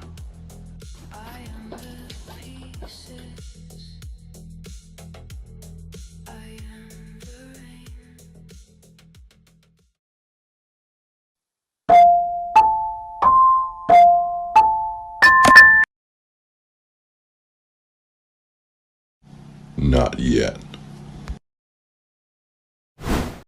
The Shape is certainly back in all his glory, and the Demoness will now have to wait a few weeks to find out what happens next. But whew. Jesus, was that scary and intriguing at the same time. This is the voice of Killer Cross, and right about now, we're about to take it to the max. Ladies and gentlemen, welcome to the Madhouse. Why the fuck is Baron Corbin on night 2? Right, let's get to night 2. Oh, you wait till I get to What that the match. hell is going on? I don't think this match is going to take as long to predict, but Trick Williams defending the US title against Baron Corbin. So Why is Mello not in this match? Thank you. Baron Why Corbin is even Dragunov fought. not in this match? Why wasn't Mello in the last match? Baron Corbin even fought to get, Carmelo Hayes. He's like, why isn't he even match? The heel who attacks Melo and Trick wanted him in the match. Yeah, I think he might be added on Friday, is what I'm hoping when we get this match. You just reminded me of the meme. Bang! Why isn't he in the match? Yes. Well, here's the thing. They put themselves in a corner. It doesn't hurt Trick if he loses. Not really, because he's over like Rover. But also, it's like, why would you want to have Baron Corbin win in this first go? I don't know. I'm not really against Baron Corbin coming back for another run, but I don't see why he's in this match. Bro. Because reasons. Reasons. I say nostalgia is a hell of a fucking drug. Why are we living like 8 years ago? The bloodline's running rampant. Baron Corbin's fucking wrestling for the U.S. Championship. Like, well, that was when he was the U.S. champion. Last time was 8 years ago. Exactly. What the fuck are we doing? Stop playing repeat. I'm with the re-signing of Corbin, but it would have been better. Hear me out. In the tag, if they'd have brought Donovan Dijak back to reunite the Skyscrapers. That tag team division is fucking dog shit. If we're honest, I don't think Cass and Enzo are gonna save this dead division. If it is Enzo, because obviously all we've had is Cass. Who are the tag team champions on SmackDown? Oh God! Damian Priest and R-Truth. Oh, of course, yeah. They're not See, a tag team. I forget because they don't even have fucking matches anymore. They're just backstage in segments. Well, aren't they teasing them and the War Raiders in like a unification for like the AAA? Yeah, and that's got to be Triple Mania is what I'm thinking they're going to do there. Yeah, put the belt on the War Raiders. When did Truth last wrestle? I just keep seeing Priest in singles matches. I have no way. I totally forgot, dude. I don't even know. About a month or two ago, I think. I stopped asking these questions a long time ago. I don't think this will hurt Trick, but I will still go with Trick. Even though like I said, I'm happy with Corbin coming back, but add Mello tomorrow night. They keep teasing Trick and Mello, and then putting Trick against somebody else. It doesn't make any fucking sense. They want it to be fucking WrestleMania. You've got Carmelo Hayes. It's a 2-night another 5 bumps of this shit. And you cannot have Carmelo Hayes on a 2-night show. As I said earlier, no Mello, no Breaker. Put Mello in the fucking match. It will be better. Don't disagree I'll go with you that it would be better. I do not disagree with you that it would be better, but I hope that I'm just so fucking blinded with rage that my brain is just stuck on this because all I'm seeing is a fucking pattern. It's a fucking pattern. Baron Corbin comes back, and who retired Kurt Angle? Baron Corbin. Baron Corbin. Who shat all over fucking Raw for fucking ever as whatever part of fucking what he was in some dumb like authoritarian bullshit. Thank you. Thank you. Have to bring that up. I had to because he's fucking back. There was one thing good about Baron Corbin. One, and it was his fucking theme song. Well, technically. No, sorry, two. Him and Braun Breaker. Him and Braun Breaker was fucking funny as all holy shit. Sorry, I forgot about the War Dogs. But other than that, it was his first theme song when he had no hair, or his hair was going away. It was thin as fuck. But that was it. When nobody gave a dog shit about Baron Corbin was the only time he was fucking worth a damn. Now that he's back, guess what? The Trick train is over. The hype is gone. Get ready to fuck over somebody who's fucking hotter than holy shit. Why? Because Baron Corbin. Because what better way to make the U.S. title fucking relevant again than to put it on a fucking heel where everyone wants to punch him in the mouth? Fuck your cool match with Carmelo Hayes. Fuck anything that you want to do cool with Trick Williams. Here's some fucking bullshit so we can focus on building this division. Don't forget Happy Corbin. Happy Corbin. And depressed Corbin. And sad Corbin, yeah. He was depressed and then he won a shitload of money and he was Happy Corbin. No. Oh, well, don't even forget. I like it when he was poor. Well, you forgot the other worst version. Well, he was a babyface last time he was there with Apollo Crews, who is now Uha Nation TNA, thank God. But also, you're forgetting the best one when he was with JBL and they tried to do that for like a hot minute. Oh. Because he had money. No. Hey, what gimmick can we slap on Corbin this month?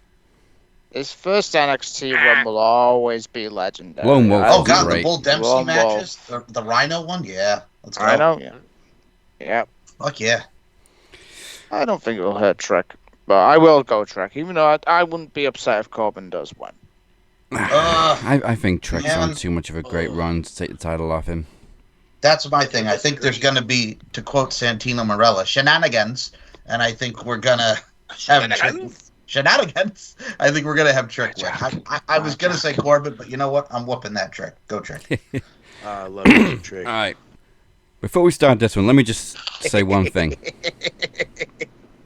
Okay? Cursed. I love Danhausen. Same. I loved Danhausen in AEW. I wasn't super familiar with him before AEW, but I knew who he was and stuff. And I laughed my ass off when he's in his fucking stupid time machine shit backstage. However, that console segment was fucking painful. I believe that. You are cursed. It was. It wasn't even a song. It was just the same line about 20 times. And by the time they got to the 17th chorus, still nobody else was doing it in the crowd. No, they did not. Give Everybody was bored as ass. I mean, we've seen Dad, put me in the match, Dad. Jason Jordan and Elias, where Jason Jordan like peeled vegetables and threw it at him and kept interrupting his concert on pay-per-view, and that was the shits. I would rank this up as that kind of sorta. I mean, we had Sami Zayn do the Q&A where he mentioned AEW in 2019. That was kind of horseshit too. We had Bobby Lashley's sisters with a young Max Caster. God. That was horrible. God. But yeah, I mean this one kind of ranks up there. Yeah. We had Bailey, This Is Your Life with Alexa Bliss and Bailey. God. We had This Is Your Life, the second one with Mick Foley, and then here comes Bull Buchanan with B Squared. Yeah. So we've seen a lot worse, but this was up there. Yeah. I've seen a lot of people say that it's overexposure of Danhausen, and I wouldn't really say it's overexposure. Like, okay, he's featured every week. It's getting a bit too much in a way. I don't think that we see too much of him. I think they're starting to do the wrong things with him. And then as far as the pole match goes, let's be honest though. Because we've seen some pretty entertaining pole matches. Viagra on a pole match in WCW. That's the problem. Whenever we think of a pole match, we think of Vince Russo's stupid shit from WCW. I just think of fucking Buff Bagwell's mom on a pole. Judy on a forklift. What the fuck? I like it. Against Grayson Canyon against Buff Bagwell. And also, they keep changing the rules of pole matches. It's either the first person to grab the object wins, which you may as well make it a ladder match, or the first person to grab the object can use it, but then the match continues and then the other guy can use it and still win anyway, so what's the fucking point? It should be a ladder. It should have been a ladder match. But I get it. It's gimmicks. Danhausen is the ultimate gimmick, and he's using a gimmick match that we haven't seen for a while, and there's going to be some shenanigans in it. And like he said to Adam Pearce, it's been that long since we've seen a pole match. Adam Pearce is like, what do you mean a pole? Well, you never seen wrestling before? I died. I'm sorry. Not that company, bud.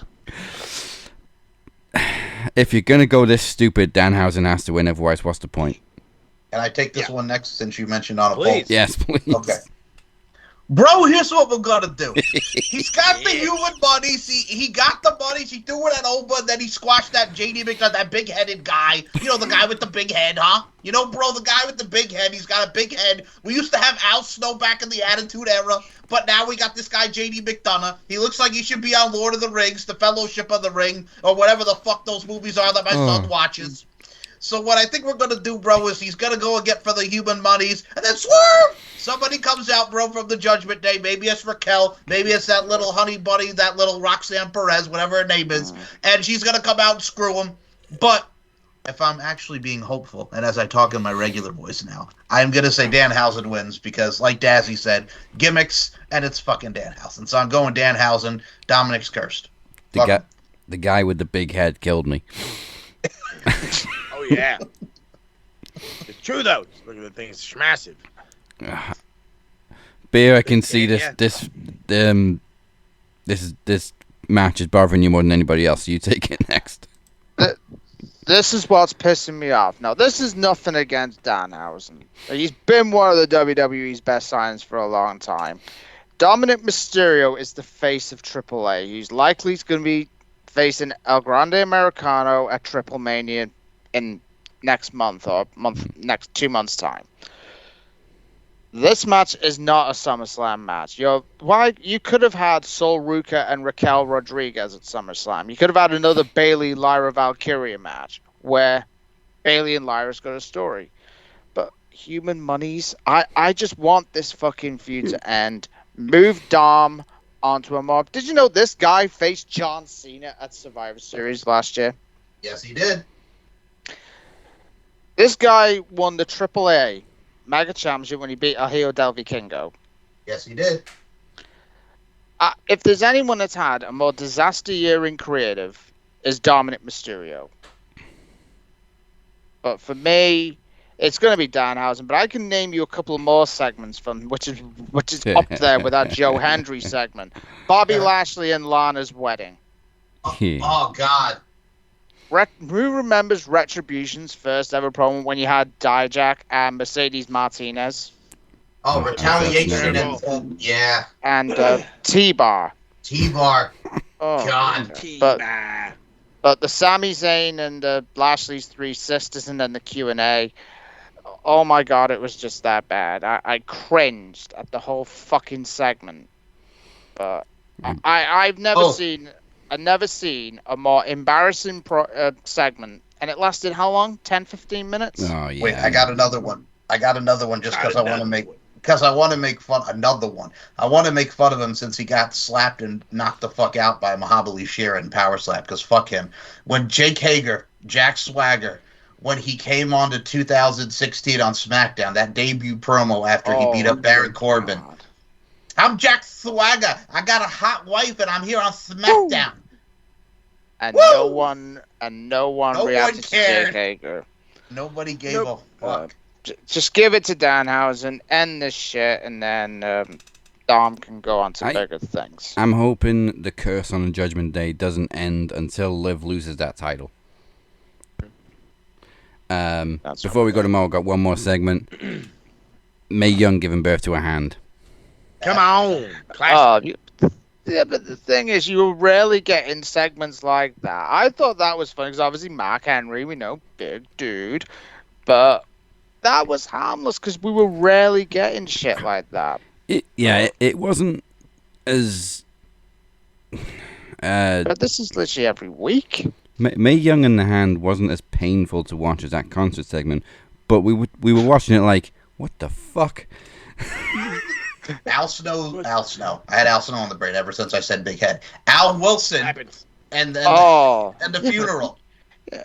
Dom Reed, though, in the lingerie the month before Armageddon. On the other hand, I was not complaining about that. I was not complaining either. Yeah. And Tori Wilson, I was not complaining, because these are times the things like this was harmless, but this is just making the product worse. Mm-hmm. Yeah, I agree. I hear you. All right, Mo, which way?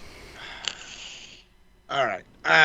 I've been sitting here a long time just taking it all in. And the thing that I'm understanding that I don't think you guys understand is just exactly what a gimmick really is. And Danhausen is the fucking definition of a gimmick. And so what do gimmicks do?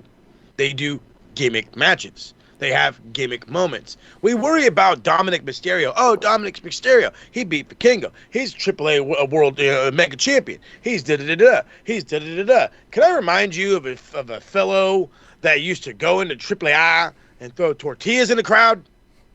Mi amigos.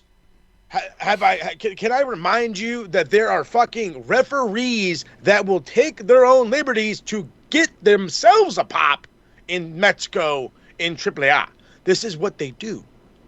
As much as I love and appreciate you taking AAA as a fucking massive mega company that's going to be serious, Lucha Libre es no serious, my friend. It's not that serious. It's not like that. We have fun with the shit. Okay, look at the fucking Exoticos, for crying out loud. Okay, they're out there having some fun. Is this match stupid? Well, yeah, no shit. But again, gimmick. It's a fucking gimmick. I'm not as mad at it as I think you guys are.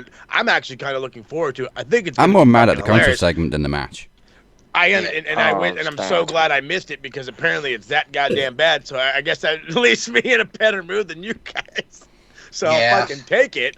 But I think this is going to be actually pretty fun. Is Danhausen doing too much? 199 fucking %.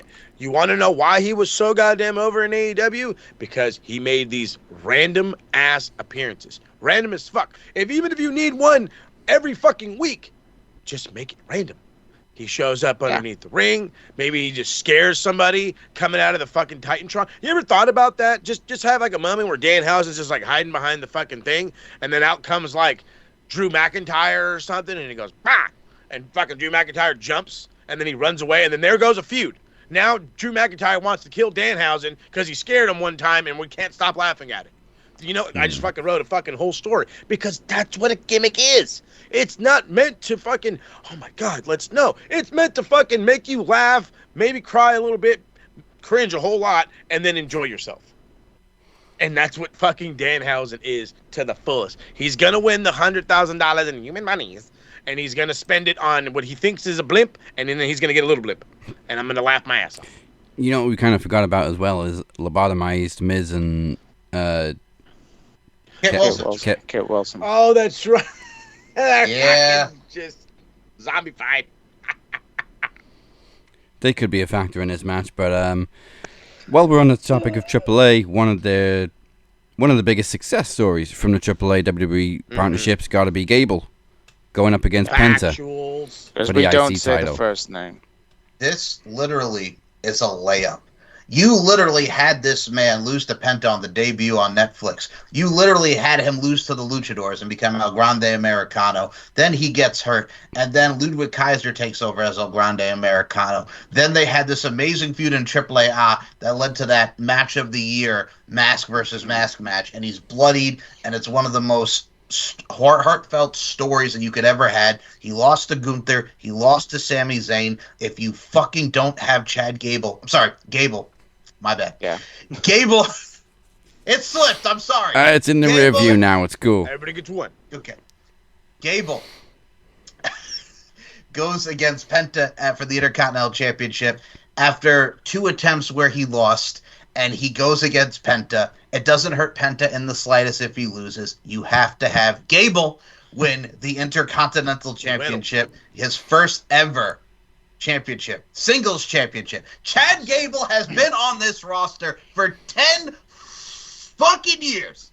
Chad Gable wins. Yeah, I love Penta. Everybody loves Penta, but hell yeah, you gotta strike. You've got to strike while the iron's hot. But give me Gable. It's time. You've dropped the ball with him twice. Do not do it for a third time. You know what? Yeah, it's not even a short reign. Penta's had a good run. So I don't think there's any problem with him dropping the title now.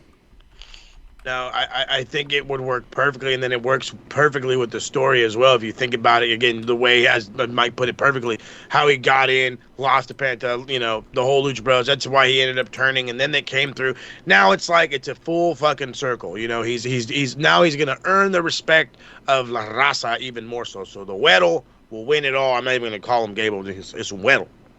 It's going to do good. It's going to be a great match. I fucking love it. Now, I have to say this part because I know the E. I know them, and they like to fuck shit. If you start to screw Gable over, you will, and I mean this when I say this, you will lose a future multiple-time world champion. Gable himself and Güero, once he leaves, I kept talking about having him go to New Japan. Having him go anywhere else. Look at what he did in AAA. Look at what he could roster. So imagine what he could do in New Japan. You have a guy with potential through the goddamn roof. You have a story that's easily completable and actually builds forward, moving him even more forward. Hit while the iron's hot. Unwedo is your new IC champion. Have him go back and forth between there and Mexico if you really want. And that should bring some more relevancy to that belt. Give me him and Takeshita any day in the G1. Oh, sign me the hell up, dude. That's why I say Gable in New Japan would be just absolutely massive. I even thought Rusev would be okay. Send him out there, the big bruiser guy. It's all about learning their style. You learn their style. You learn how they incorporate the story within the ring, and that way you don't have to have a fucking microphone. And when you don't need a microphone, it's that much more entertaining. I promise you. That part. All right, we might have to push through these last 3 matches of night 2 pretty quick, because we have gone way over time on fucking SummerSlam. Yeah. We have gone long. Okay, Sami Zayn versus Finn Balor, random ass number 1 contendership. It's random just ass. Because I want to see Punk and Finn have another go, I'm gonna go Finn. And also, it develops into Sami Zayn's more of his insanity of the fact that he keeps getting screwed over. Yep, that part. Give me Finn as well. Mike's completely said what I was going to say. I have a whole other reasoning for it. Every American right now that's getting getting over the World Cup is went to go find a Premier League team. They're all finding Spurs randomly, and they all heard this. Balor walked into the office. It's like, I'm a Tottenham fan. Like all breathing, all heavy. He's got his shirt on and shit. And they're like, is that a social media thing? Okay, it is. Okay, you're gonna win. Yes, finally. And that's literally the entire story. I think Balor too, and there's no point giving Sami Zayn his rematch if he's gonna lose. Yes. Yeah. So don't give him a rematch yet. The women's ladder match for the interim WWE Women's Championship, which interim is not a word we use very much in WWE. No, almost never. Disaster. We got Tiffany, we got Jade, we got Chelsea Green, we got Charlotte, and then we've got either Julia or Last Legend. We find out tomorrow on SmackDown. I have a theory. Not that theory, but I have a theory. No. Okay, so Tiffany Stratton is not winning because she shouldn't even be in this match. There's a feud with Blake Monroe on the horizon. Her and Chelsea Green have a nice little thing. I would love it. Green. I would love. that woman. I do too. I would love her to win, but I don't think it's going to happen. I think there's going to have something there. You have Jade Cargill. For the love of God, no. And I don't hate her like you guys do, but for the love of God, no. We've already done this. No. I don't want to see Rhea and Jade again. No. Charlotte got injured in the first place. Yes. I can also see Charlotte Flair because they may want to do Charlotte versus Rhea one more time, but I'm actually going to go out of left field here. I think Lash Legend is going to be the one to beat Julia, and I'm actually going to go with Lash Legend to win this and become the interim women's champion because... Interesting. Not cope, but because the fact that when Lash and Nia beat Riho for the SmackDown Women's Tag Team Championship, Lash was the one to pin Rhea. So I would love to see something fresh. And then they had the stare down not too long after that with Rhea and Lash. So I'm going to go with that girl, Lash Legend. That also pisses Nia off because she kept getting screwed in the qualifiers. So I think Lash Legend has to go out of left field and go with something different because we want something different that's fresh and exciting, to quote Kool and the Gang. I'm going to go with Lash Legend. Okay, that's ballsy. Damn straight. I'll go the play it safe card. I'm going to go Charlotte because I want to pop a rating for SmackDown, so I'll go Charlotte. Pop a rating for SmackDown. The ratings suck right now. I mean, you're not wrong. I think that would 100% do it. Then again, I feel like it's just, I don't know. I really want Julia to get some goddamn spotlight here. This is I agree. She was this fucking massive superstar that came in out of fucking nowhere. She had momentum, lost momentum. Why? I fucking still have no idea. And if anybody can tell me, I would love to find out. But I still don't get it. I think it would be a perfect opportunity to get, as we said, fresh meat in there against Rhea. And I think Julia could be a perfect opportunity. I don't hate the Last Legend thing. I just feel like that's a stopgap. That is their way of saying we really don't have anybody else. Go on ahead. You know, it makes sense because blah, blah, blah, blah.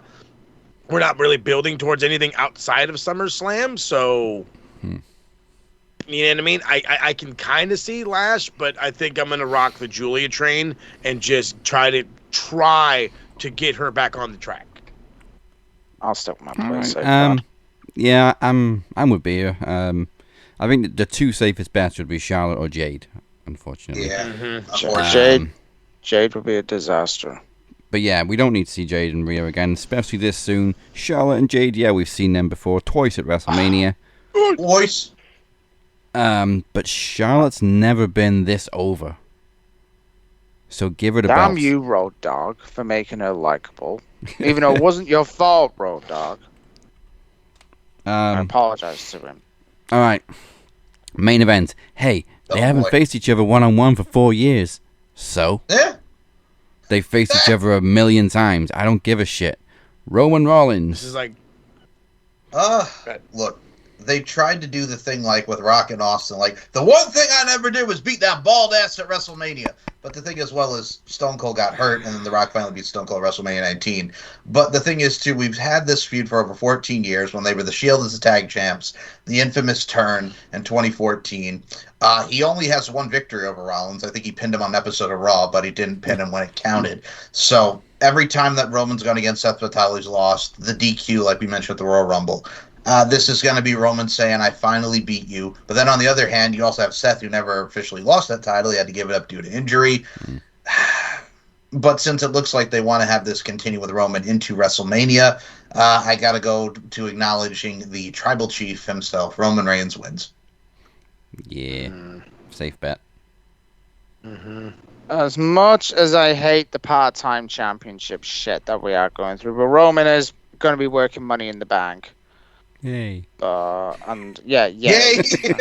And I want him to restart again by giving it to Rollins, but I'm going to stick with Roman. I think we're going to get a debut in Zilla Fatu. Ooh. Nice. Zilla is like going that. to be on his way. I like that. I think that'd be a cool little added monkey wrench into the whole thing. Rollins winning would appease a lot of people. It would be the belt that he never lost, or all that fun storyline. But I think we are all in agreement that it's all steam ahead with Roman and Money in the Bank, and God only knows what on after that. Because I'm sure they can extend his reign all the way to Mania, if not longer, because they've done it before. Yeah. Well, he's not that long. All right. Well, there you go. There's SummerSlam for you. We got there. We got there. Boy, howdy, dude. Before we go any further, it may not be the black and gold, but Beer gets his opportunity to talk the NXT round.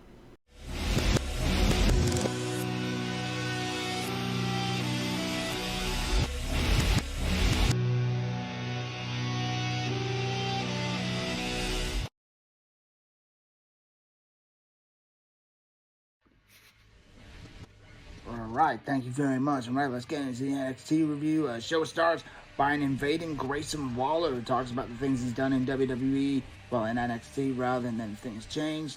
He explains what's happened to him in the last 2 years. He's been doing nothing but carrying someone and then spend forever pretending at a funeral. So effectively he's talking about Austin Theory and the New Day. So he could be showing up at catering once a week for some salt and pepper chicken. But he said he's got into the best shape of his life. So he's on about winning the NXT title to make it mean something. He mentions miscellaneous amount of names like Balor. He even mentioned Johnny Gargano, which I thought was pretty cool. Long-term booking. And he said that who's going to stop him? Cruz Montana, aka Mike Santana. That will be the only time I will ever call him that name, by the way. It would be the former TNA World Champion. Tony D said, is Tony D'Angelo going to stop him? He said he's going to send home to his ugly newborn baby. Which I thought was brutal. So that was, without a doubt, the best Grayson Walker promo I think I've seen for years. If you want the perfect heel, Waller is the right guy. Tavian Heights backstage with Miles Bourne. They're ready for their match tonight. Bourne defends the championship against Cam Hendricks with Mason Rook coming in. Mason did not like what Grayson Waller said, but he is going to beat up Cam Hendricks. Opening match tonight sees Lizzie Rain going one-on-one with Izzy Dane. Too many Izzies in this game.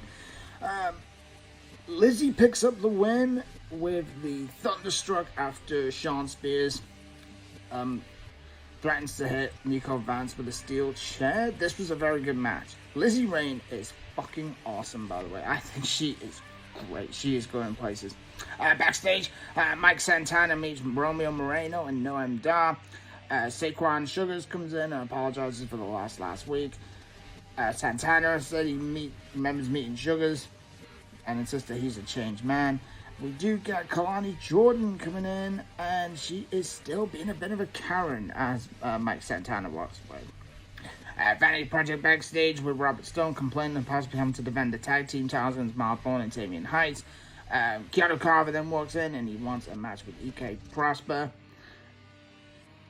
And Stone agrees, which was pretty cool. Stone is then on the phone to Grayson Waller, and he wants him to come back here because this is not done.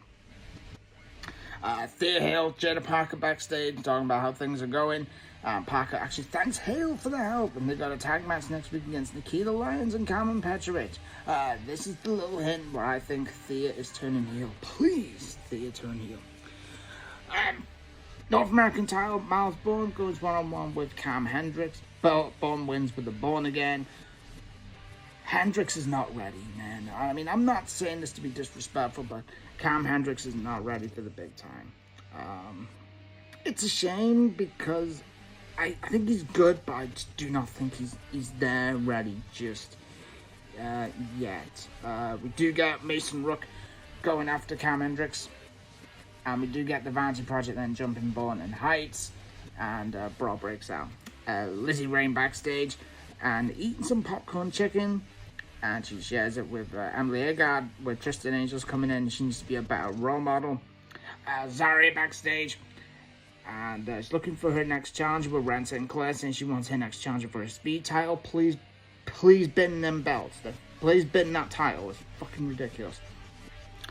Sinclair can have a shot, and if Zaria wins, Zaria gets a featured women's speed title match. Bin the belts. Please, bin the belt.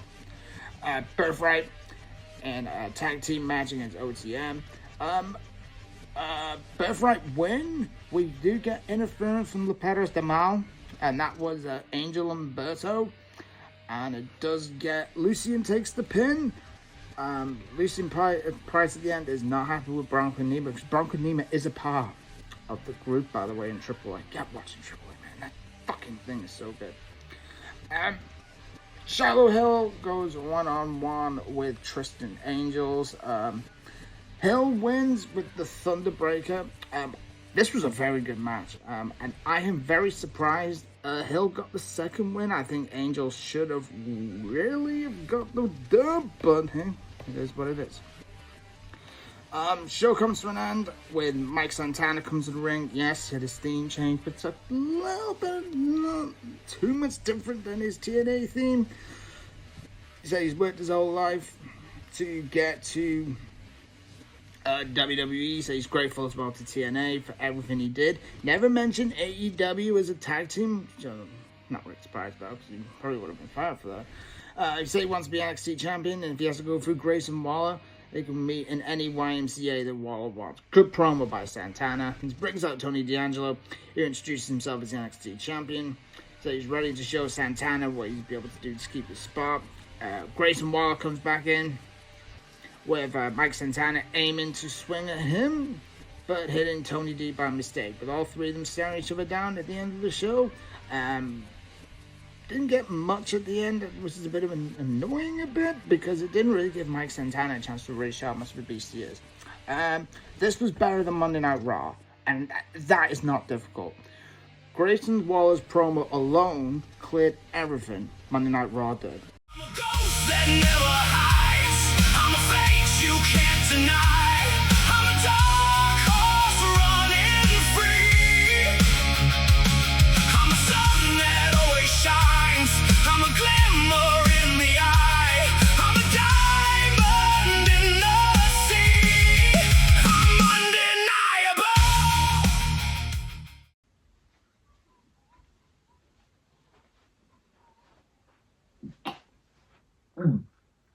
Oh, what the fuck is wrong with that coffee? Well, I think I know what your problem is. You are Cursed. What the fuck do you mean I'm cursed? You...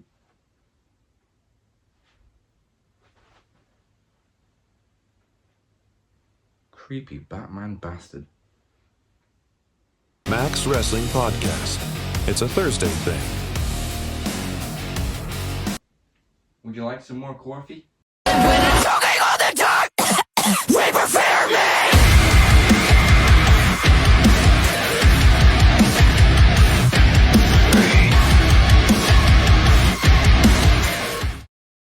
Welcome back to PROMOSLAM. Welcome back to Max. I am your captain along with El Jefe and Beer and Mike this week. Speak their names and they appear. If you like what you've seen so far, make Max Wrestling your new home. We have Beans on Toast. Hey. Oh. All you gotta do is drop a people's elbow on the like button and a 5-knuckle shuffle on the subscribe button, because that's how the algorithm works. We're here every single week because, well, it's a Thursday thing.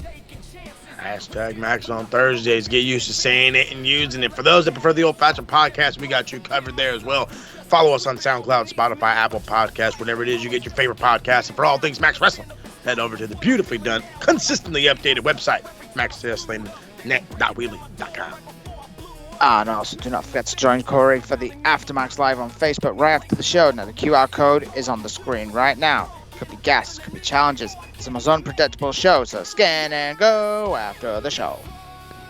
We got plenty more for you. Still to come as the International Championship is on the line for the first time. Not against international waters, but Robert Davis will defend against the King of the Mic winner himself, Cypher, in a shadow dance. God only knows what that means. And I'm a little crazy to see what the mind of Robert Davis can come up with. Speaking of unpredictable as they come, Robert Davis is unpredictable. But first, it is trivia time. Trivia. And there's 2 titles on the line. Count them, 1, 2. Knowledge title and the TV title, both of which Beer is holding after winning the TV title last week at the Great Promo Bash, and then very kindly immediately offered the rematch. And then Mo set the stipulation, it is 3 stages of knowledge, which means you're going to get 3 different rounds with 3 different sets of rules. First up is not bell to bell. Oh, I'm shocked. I swear I am.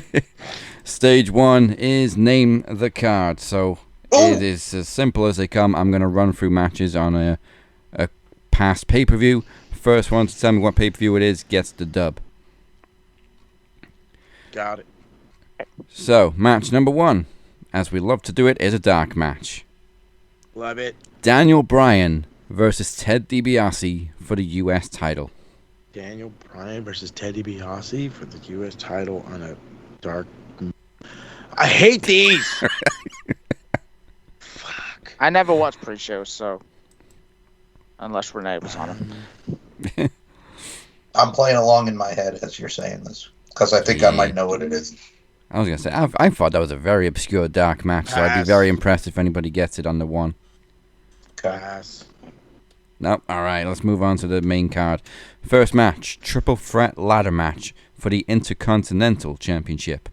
Dolph Ziggler versus Kofi Kingston versus Jack Swagger. Sorry, Swagger. Got slapped so hard he do we thinks just need to Jack give you the Swagger name again. of the show? And the year. And okay. Oh, the year. Okay. It was who was in it again? Jack Swagger and who? Kofi Kingston, Dolph Ziggler.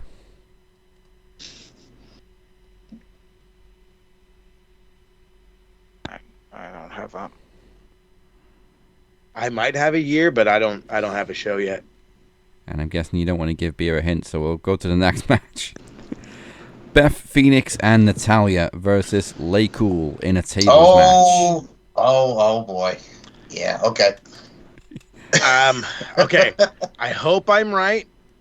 Let's fucking see. 2010. No, or is it later? No, it's Lay Cool. Okay. 2010. I want to say fucking Backlash. That's wrong. What's up? Fuck it. Survivor Series? No. No? She's staring into the camera. So You want to take a punt before we go to the next match? No. All right, next match. For the tag team titles, Santino Marella and Vladimir Kozlov versus The Nexus. Heath Slater and Justin Gabriel.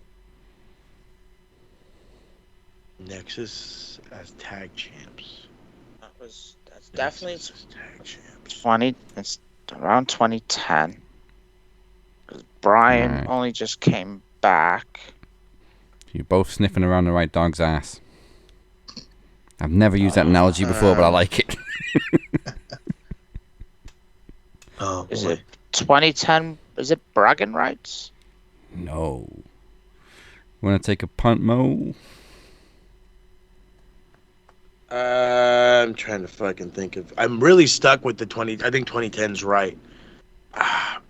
Bragg is. I want to say it's like. I feel like it's a bigger show. I really feel like it's a bigger show. I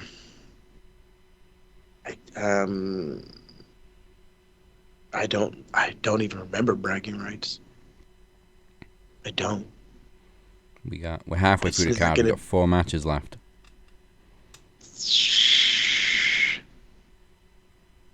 I don't think Money in the Bank was a thing. Fuck. I know it wasn't no Taboo Tuesday or nothing. No, come on, give me Unforgiven. No. All right, next match. Crap. In a ladder match to become the number 1 contender for the WWE Championship, John Morrison versus King Sheamus. Oh, Lord. There you go. Morrison versus Is this Vengeance 2010? King Sheamus. No. Over to Moses. King Sheamus. Okay. 2010 is it. 2010 is it. You said a ladder match? Yeah.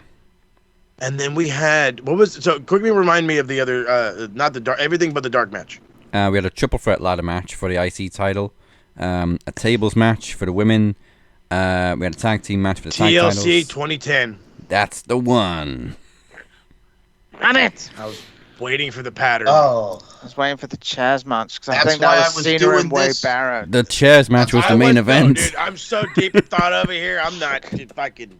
Well, that's why I was doing this when you said it, like tables. As soon as you said Lake Cool, I'm like, yeah, it's TLC 2010. I remember that. Was that when they got like stacked on the 2 tables? Yeah, I remember that. Ugh. Once you said the year and you got the right year, and I'd already said a table match and a ladder match, I thought he's got it. Yeah. I was too busy listening to competitors over the match type. I swear I was. There was another table match after that: The Miz versus Randy Orton for the WWE title. Oh yeah. Then we had a fatal 4-way TLC match for the world title: Edge versus Kane versus Rey Mysterio versus Alberto. We won't say the rest of his name. Oh, and then God, was that when he put Paul Bear in the freezer or whatever it was? Yeah. God, that was horrible, dude. And then John Cena, Wade Barrett in a chairs match. Oh, God. Not Okay, that. after all that, the first point goes to Moses. He has the advantage as we go into stage 2, which is breaking kayfabe. I don't think we've done this one for a while, so I'm going to ask you a multiple choice question. You have 3 possible answers. One of them is wrong, one of them is right, and the third one couldn't possibly be correct. So, let's go. Actually, since Mo's got the advantage, you want question 1 or 2? I'll go 2. Okay, your question is, at which WrestleMania did Rey Mysterio face Eddie Guerrero? 18, 20, or 21? Mysterio versus Guerrero at a WrestleMania. One of them's right, one of them's wrong, and one of them couldn't possibly be right. So it's 2 points on the line. And it was 18 and what other years? WrestleMania 18, WrestleMania 20, WrestleMania 21. 18 feels right, but I don't. Why does 21 stand out in my brain? Rey Mysterio and Eddie Guerrero at a WrestleMania.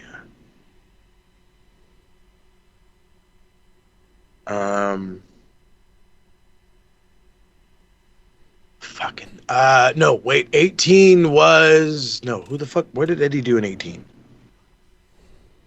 Wasn't that like around fucking world title shit?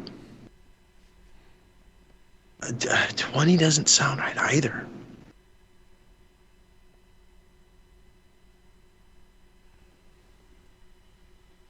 I don't think it could. So I gotta give you the wrong answer, right?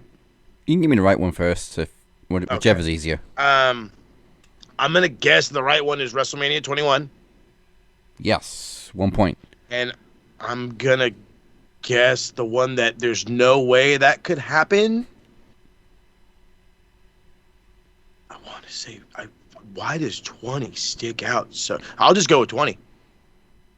20 is wrong, but it's not super wrong. I figured. Fuck. Okay. Ray was at WrestleMania 20, but 18 is the kayfabe answer because Ray wasn't at WrestleMania 18. Damn it, that's right. Wasn't that when Eddie Guerrero was also fired because of everything? Yeah. I think he was against Test at WrestleMania 18. I was supposed to say, it's like, Eddie wasn't with the 17. company. Came back the next month. Yeah, with RVD at Backlash. Right. At Backlash. Okay, so 2 points to Mo, which means, Beer, you have a chance to even the score with 2 points on the line. Who did The Undertaker first win the WWE Tag Team Championships with? Out of these, Stone Cold, The Rock, or Triple H?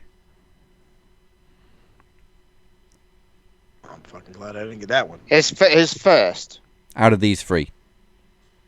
First was with Steve Austin. Yes, actually, I think it was his actual first. Never won the tag team titles with Triple H, and one of his title reigns was with The Rock. That was in late 2000. Yeah, so Rock is you got it bang on. Rock Austin was the first. He's never won it with Triple H, so 2 points. It's even Stevens as we go to the third round. So we could have a winner or it could be a tie because you got to question each again because the final stage is bell to bell. Love it. All right, so Moses, you have 2 Willow Nightingale matches. Oh yeah, let's go. Beer has 2 Hulk Hogan matches. Oh God, brother. Take it, brother. Let's go challenger first. Willow Nightingale versus Mercedes Moné, of course, at Double or Nothing 2024. And Willow versus Tony Storm at Forbidden Door 2023. Which one lasted the longest?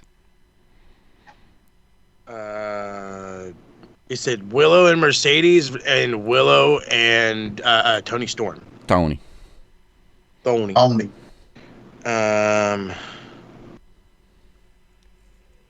I feel fucking. Why do I feel like Mercedes would drag more of a match out? But then again, Timeless Tony Storm was going like fucking 19, 20 minutes for a lot of her shit. She was going.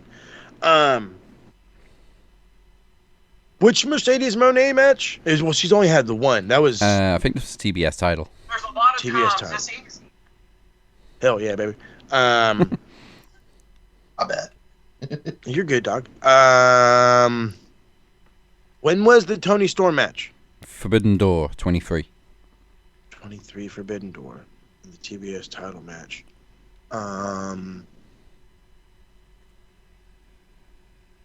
Forbidden Door 2023?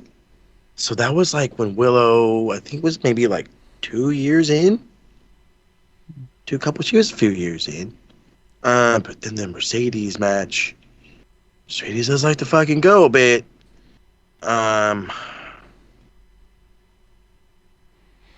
Put my faith out there.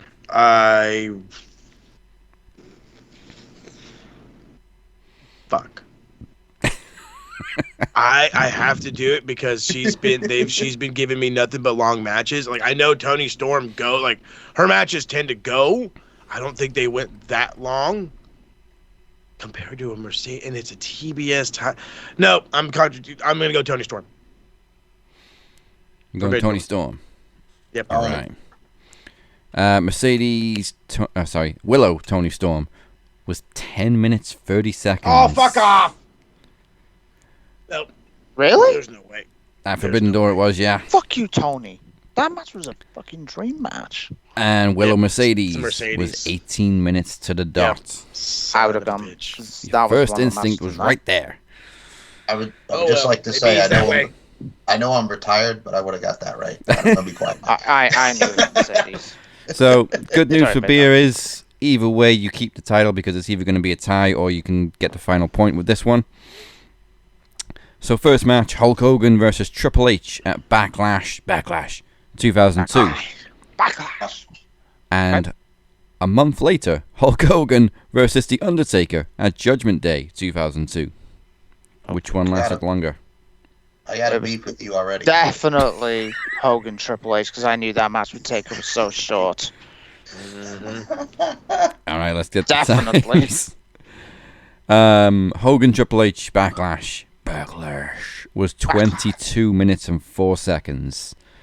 And you're right. Hogan Undertaker was very, very short for a main event, considering they hadn't faced each other in 11 years. 11 minutes, 6 seconds. Congratulations, Beer. They had a minute for each year they hadn't faced each other. First of all, out of all the matches that you picked the one with the worst choke slam in the history of choke slams. You picked the one where he gets dragged and friggin' right into the boxes that we see on SmackDown Shut Your Mouth in the second season, where if you go against them and they do the fucker. That shit sucked. Yeah, that was a hot potato a couple of months. Hogan won it from Triple H, Taker won it from Hogan.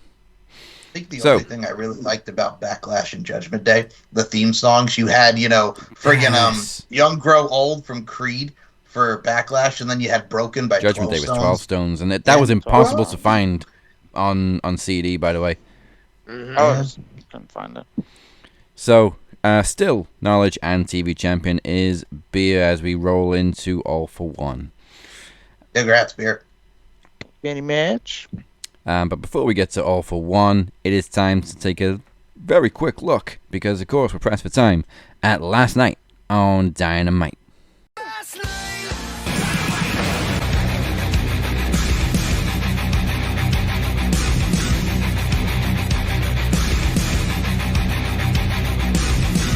I love these little cool segments, and thank you, Beer, for the intros, even though you whooped my ass yet again. But it is what it is. And let's have some fun. Let's get into last night. Dynamite. The show opened up with a recap from Redemption's main event. Following those events, Will Ospreay is heading into the building. He's trying to be talked to by Renee Paquette, and it's just not happening. He ends up running into the Death Riders, gives up his patch, says he's done with all this. They kind of separate. Danny Garcia gets knocked in the face. Good job, Will. Separate, let Will through, and then there's Hangman standing. Just basically tells him, hey, I've seen that look on your face. I've been through similar stuff that you've been through. I'm here if you need anything. I've got your back.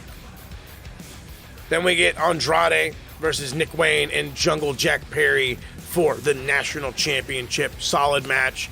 Jack Perry looking good. Nick Wayne looking awesome, coming back up from Ring of Honor. Andrade, however, retains the National Championship because how you know? How you know? Backstage, Renee interviews the Brawling Birds, as they call out Divine Dominion. I'm telling you guys this, and it comes from some guys that know about the language a little bit better than I do. You cannot be too overly the top with these ladies. Too much Cockney, too much British, fucking slang love, too much talking about the pub is going to be a big fat issue and is going to start deterring people from the Brawling Birds. I promise you this. Take it down a notch. Take it down a notch. As Austin Powers says, save the English for other times. She then is immediately teleports, because that's what Renee Paquette does. She's just like fucking instant transmission, like she's Goku. Just bam, she's gone.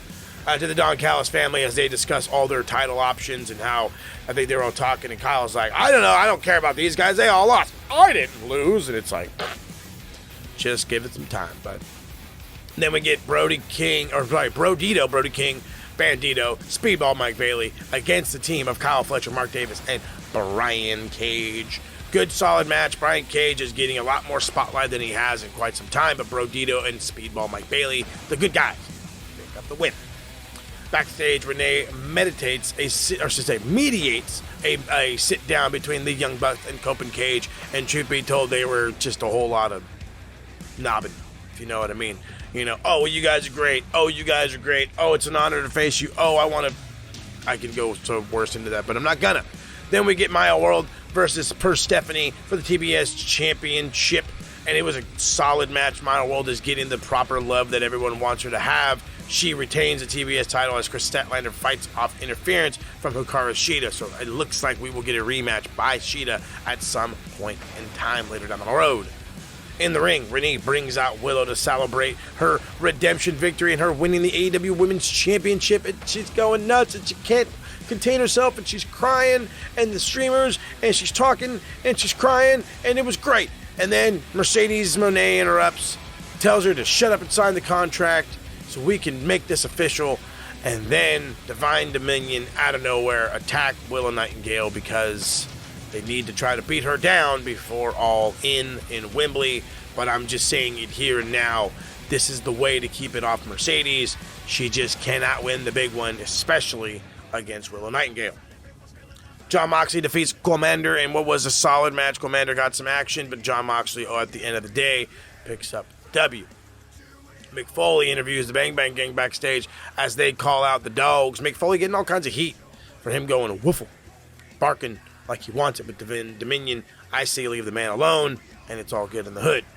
The Demand defeat the Conglomeration to win the Trios Championships with an assist from Jay Lethal, Lee Johnson, and Blake Christian. The Conglomeration beat down until Brody King and Hangman Adam Page come out to make the save. It sucks that the Conglomeration lost the Trios Championships. However, I do not think it's going to make a difference for them. The Demand needs something, as they seem to want to appear on fucking television every week and do very minimal.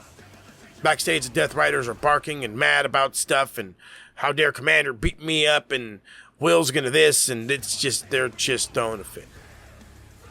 And then in the ring, Kenny Omega's out there, and within seconds, out comes Will Ospreay, and they have this face-to-face, and it's, I wanted to get this message across from you.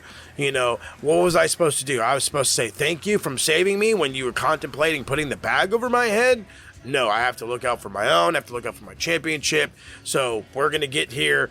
Kenny talking during this entire segment was awesome. He's pushing Will Ospreay to the edge, slapping him across the face, making him want him to strike him, making him just want to snap, and it just doesn't happen. So we are going to get an extremely focused Will Ospreay against more than likely the cleaner Kenny Omega at All In Wembley. It's some good stuff. So that's my time. Now let's figure out what we got coming up from Max Wrestling. It's been a very busy summer for Max Wrestling so far, but we've got a few weeks before our next Max event is All For One, kicking off on August 27th, featuring predictions for AEW All In as it returns to Wembley Stadium. Wembley Stadium. You gotta love Wembley Stadium, as we all should. And as you heard during the break, the promo climax is back, and it begins with 2 matches at All For One. The full schedule is yet to come out for Promo Climax 4, so stay tuned to find out who's going first. The prize this time is a shot at the Max Wrestling World Championship at the biggest stage we got, Promo Mania 12. We also know that we'll be here for the Shape once again, following the crazy tag match earlier tonight. The Shape will have more information for the Demoness regarding the gesture. Will we get more answers that we seek?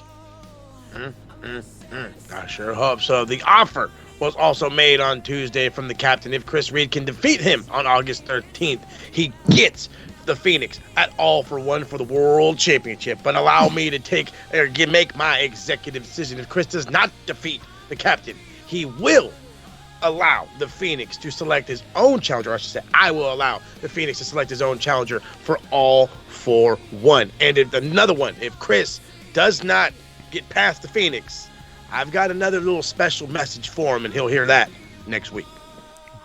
No days off for Chris. Hot damn. Once again, it goes down August 27th, and as you heard on night 1, there is a competition in place for you to win your very own bracelet from Unofficial Mania merch. All you have to do is submit a 30 to 60 second promo. The QR code is on the screen right now. The winner will be announced at All For One. Go to maxwrestlingnet.weebly.com for more information. And the theme song is The One, Take It All by Captain's Revenge, and available now on Spotify and all music platforms, alongside with all Captain's Revenge music. Get a listen to it now. Do it now so I get human monies. Now, Human money. we have a wall and it has more wankers on it than all the people that sit around a table and go, "Hey Hunter, that's a brilliant idea." It's time for the wanker wall. I'm the biggest wanker in this place, man. Hey, no. I'm the biggest wanker in this place, okay? Me, not you. All right, make sure TK gets lots of points. I gotta pee. Yes. I'll start. 500 to TK. Why are the pay-per-view so long on a Sunday? Aye. You started an hour early, but it still finished at the same time. 500 to TK because the show nearly went 5 hours. Damn. I'll go 200 for Triple H, and I have a reason why with the statement. Are you guys ready for this? Oh, I think I know what you mean. So Triple H on WWE radio, as it is now, the former Busted Open Radio, says that he wishes fans could put their passion for WWE into the talent as opposed to blaming the writing. And he said, and I quote, "That passion is what drives people. It's no different than the NFL, where guys that have never played a down of football in their life or haven't played since Pee Wee or whatever are screaming and ranting, 'This coach sucks. He knows nothing about football. Doesn't understand the game. Why wouldn't he run that play? Why wouldn't he do this? Why would they draft that guy?' There's millions of reasons why, but it's that passion. Just like the NFL or NBA or Major League Baseball, people sit on the couch and yell, 'I'm done. I'm never watching the Knicks again. They suck.' And then they win, and now they're the greatest thing ever. It's amazing. It's passion. At the end of the day, it's why we do what we do. I wish sometimes we could put that passion to the talent now, as opposed to when somebody gets heat in our business, it's like, God, why would they write them that way, as opposed to, that no good piece of crap did this. There's something to saying that innocence of not knowing and it's still being real to me, damn it. But it is what it is. I love that. I love the hate. I love the love. It's all passion for what we do. So that is why I'm giving Triple H 200 points. But basically what Triple H is saying is you can't have an opinion unless you work within the industry. But please cheer for these guys. Correct. No. So please be positive. Don't be negative. Then do more positive shit. And I would like to give 500 points to Daniel Garcia just because it's Daniel Garcia. And he got knocked the fuck out next Friday style. Oh, yeah, he did. Hell of a forearm. Did we give TK points? Oh, you got 500. Oh, I got one more. I'm Perfect. sorry. The Perfect. IWC. I got to give it to this young lady here and AEW this week. Because let me tell you something. When Mercedes Moné came out, she was the only one. This girl had ants in her pants and she needed to dance. She got up and she started rocking. Oh, yeah, she yeah. was rolling. She was feeling it all up in there. Oh, my God. It was embarrassing. But I will give it to that young lady in the IWC for starting to dance to Mercedes theme. How many points? Love it. Just, you know what? Just give her 400 because she literally pissed me off as I watched that. I'm like, Honey Bun, what are you doing? You're just standing up dancing. Nobody's dancing because, you know, you were in your feels. Oh, my God. 400 points. Wow. 100 to Uncle Dave. Oh, yeah. Saying that Solo Sokoa is not going to be popular. And 50 points to the Brawling Birds because I think their promos are just getting too cringe. And I love Windsor and Hater. Mm-hmm. I don't think last night's was as bad as the one when they were talking about the pub, but yeah. It's about the Pope. I did a solo wanker wall on Tuesday on night one, so I'm just going to add more points to Wrestling Corner because you continue to spew bullshit. Just fuck all the way off. How about 80 for Uncle Eric? Oh, what did he do now? So I was watching Dark Side of the Ring. I watched a 3-part series on TNA, and also just 80 just for the fact that he said Dixie Carter was a better booker than Tony Khan on his podcast. I know. And the other one was just, it goes back to, I thought the 6-sided ring was stupid, you know? There's no purpose for it if it's just around all the time. You need it for these big matches in the dirt. And I'm like, bro, that's what made TNA stand out. By going it back to the 4-sided ring, I mean, you can say what you want about it, but 6 sides, when you watch the Ultimate X, the X Division, all these matches, like what we saw with AAA when it was on Gala, and you saw Lucha Libre for like 3-4 hours, that's my thing. That's what sets it apart. So, Eric, shut your dick liquor. So I got to give 80 points to Uncle Eric. God damn it, Eric. Oh, and I'll just give like maybe 20 to Vince Russo because I watched a little bit of the Dark Side of the Ring on the Big Boss Man, and they were talking about the hanging after the Hell in a Cell with him and Undertaker. And apparently this is where the Boss Man, like the first time his family came, and then Vince Russo's like, "Oh my God, that's even like, yeah, Vince, you dickhead. Of course it's gonna be heartbreaking. And then you guys booked this shit, you jackass. And also, you give Long Islanders a bad name, bro. So Vince Russo. So go fuck yourself, bro. That's Damn it for straight. me. And that's all I got. Beer, anything else? No, that's it for me. All right, then. So, I'm just going to end it very quickly with 200 points to WWE for one of the worst Raws I've ever seen in my life. For further details, see the 2 episodes of Extra Max you got from Beer and Cypher this past week. Hell yeah, good job, boys. So, those are this week's wankers. Go to the wall, point and laugh, sign your name, and piss on the bricks. Yep, make sure that they know it's all about you, bud. But fortunately, not everyone is a wanker. Now it's time to get on the positive side. Time to get some points on the breadboard.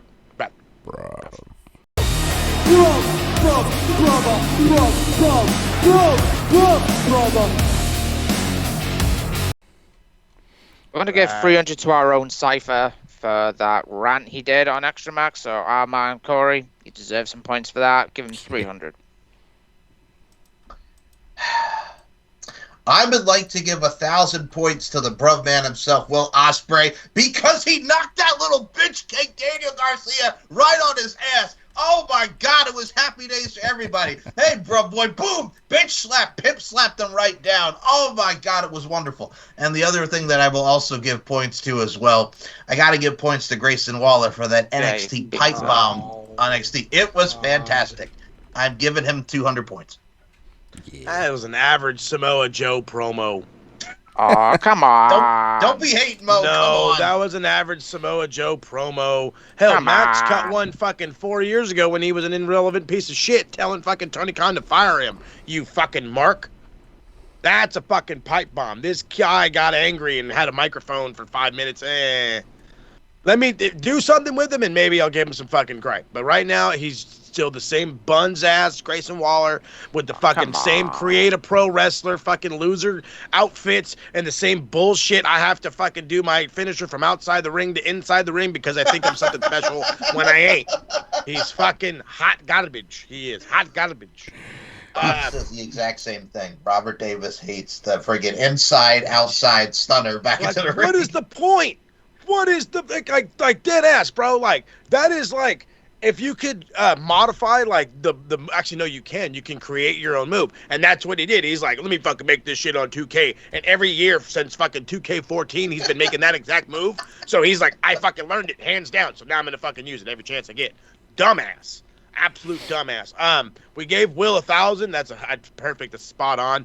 I'm gonna give Hangman 150 points for just being the guy that's got everybody's back.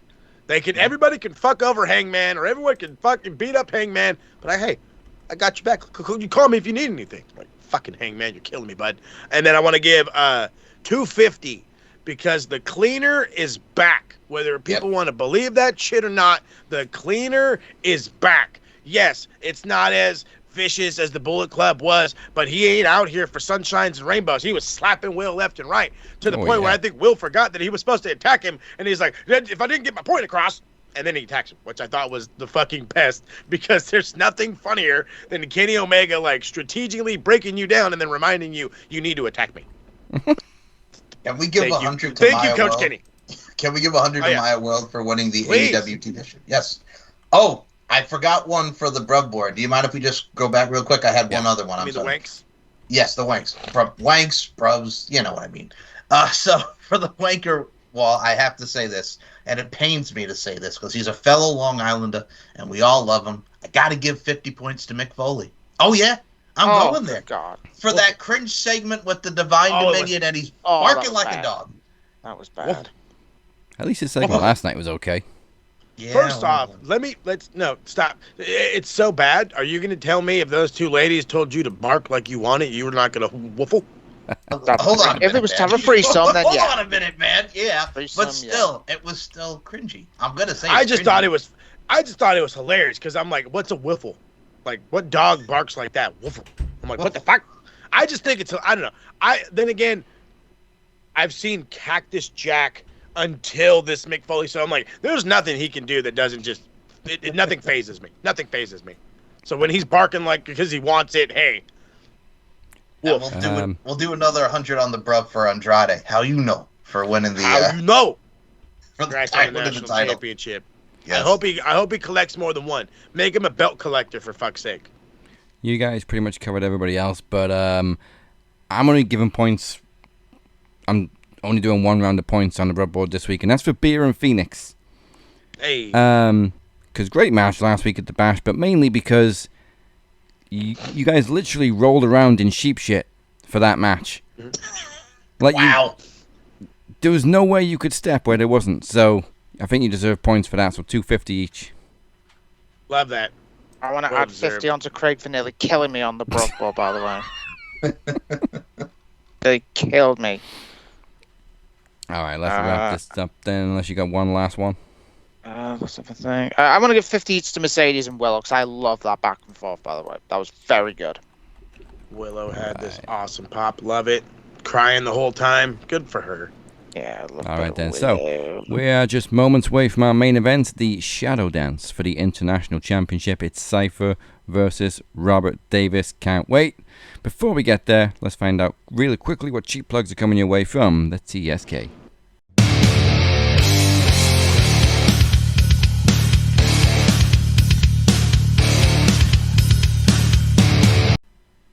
TSK.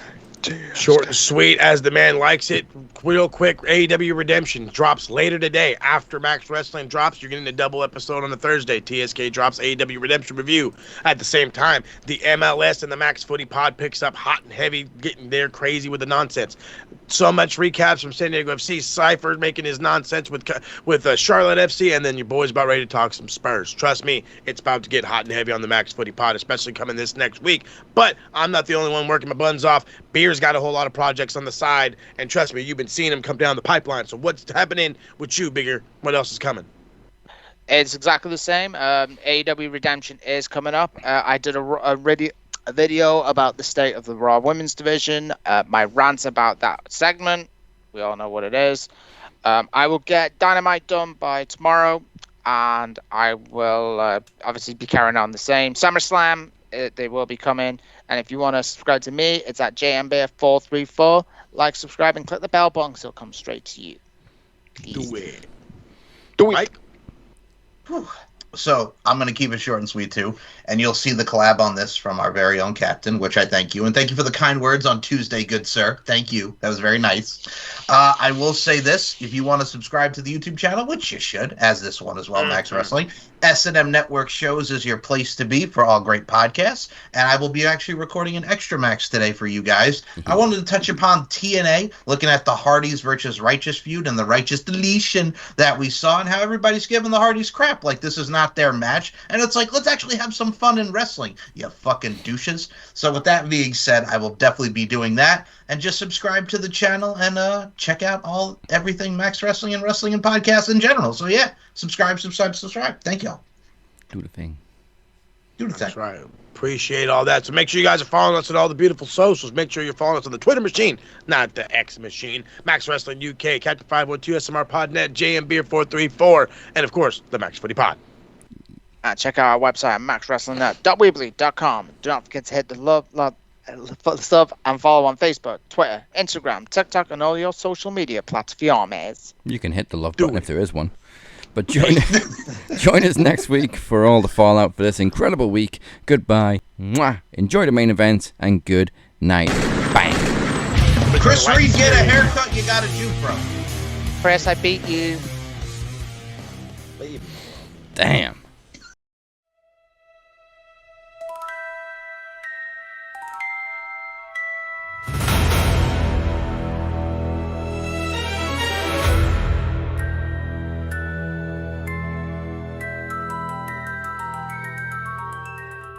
Dark always comes to the light. And I ain't afraid of you or your shadows, Robert. So I will definitely be seeing you in the shadow zone. You want to dance? And baby, it takes two to tango. And I will be Max International Champion. Let's see what you got.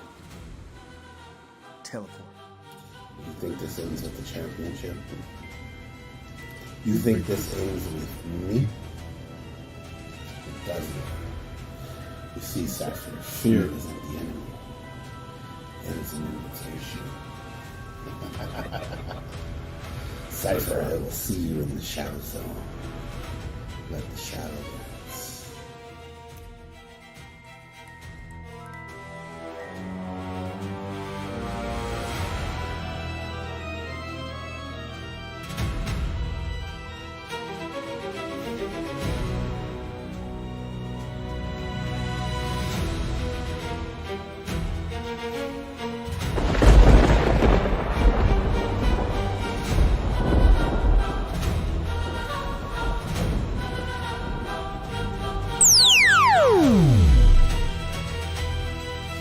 Whoa, where the hell am I? Where the fuck is Robert at? Fear is a patient teacher, Cypher. Class is about to begin. Let's see this brighten up your day. I ain't been yet, Cypher. Oh shit.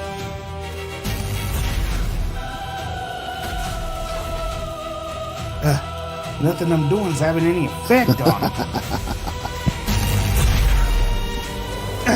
I'm not leaving without that title bar. Who said you were leaving at all, Cypher?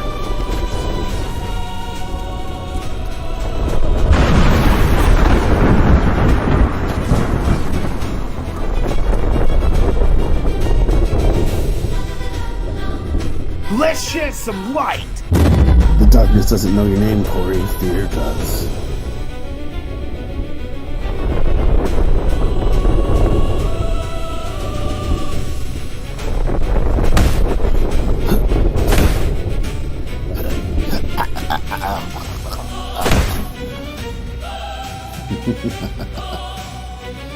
She's here.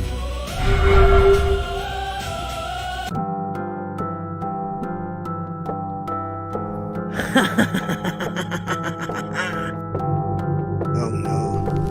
It's the Demoness. Hello, mortals. Oh You, shit. Cypher, are a slow, naive mortal.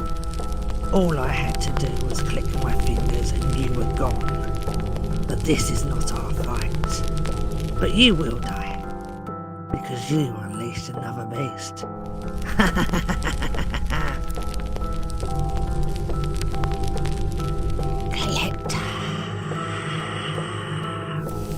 Where the fuck is Robert at?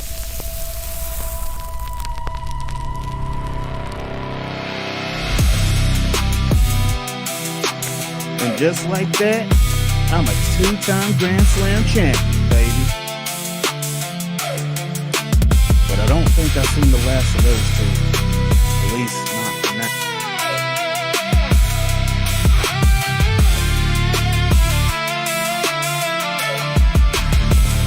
The shadow dance is over.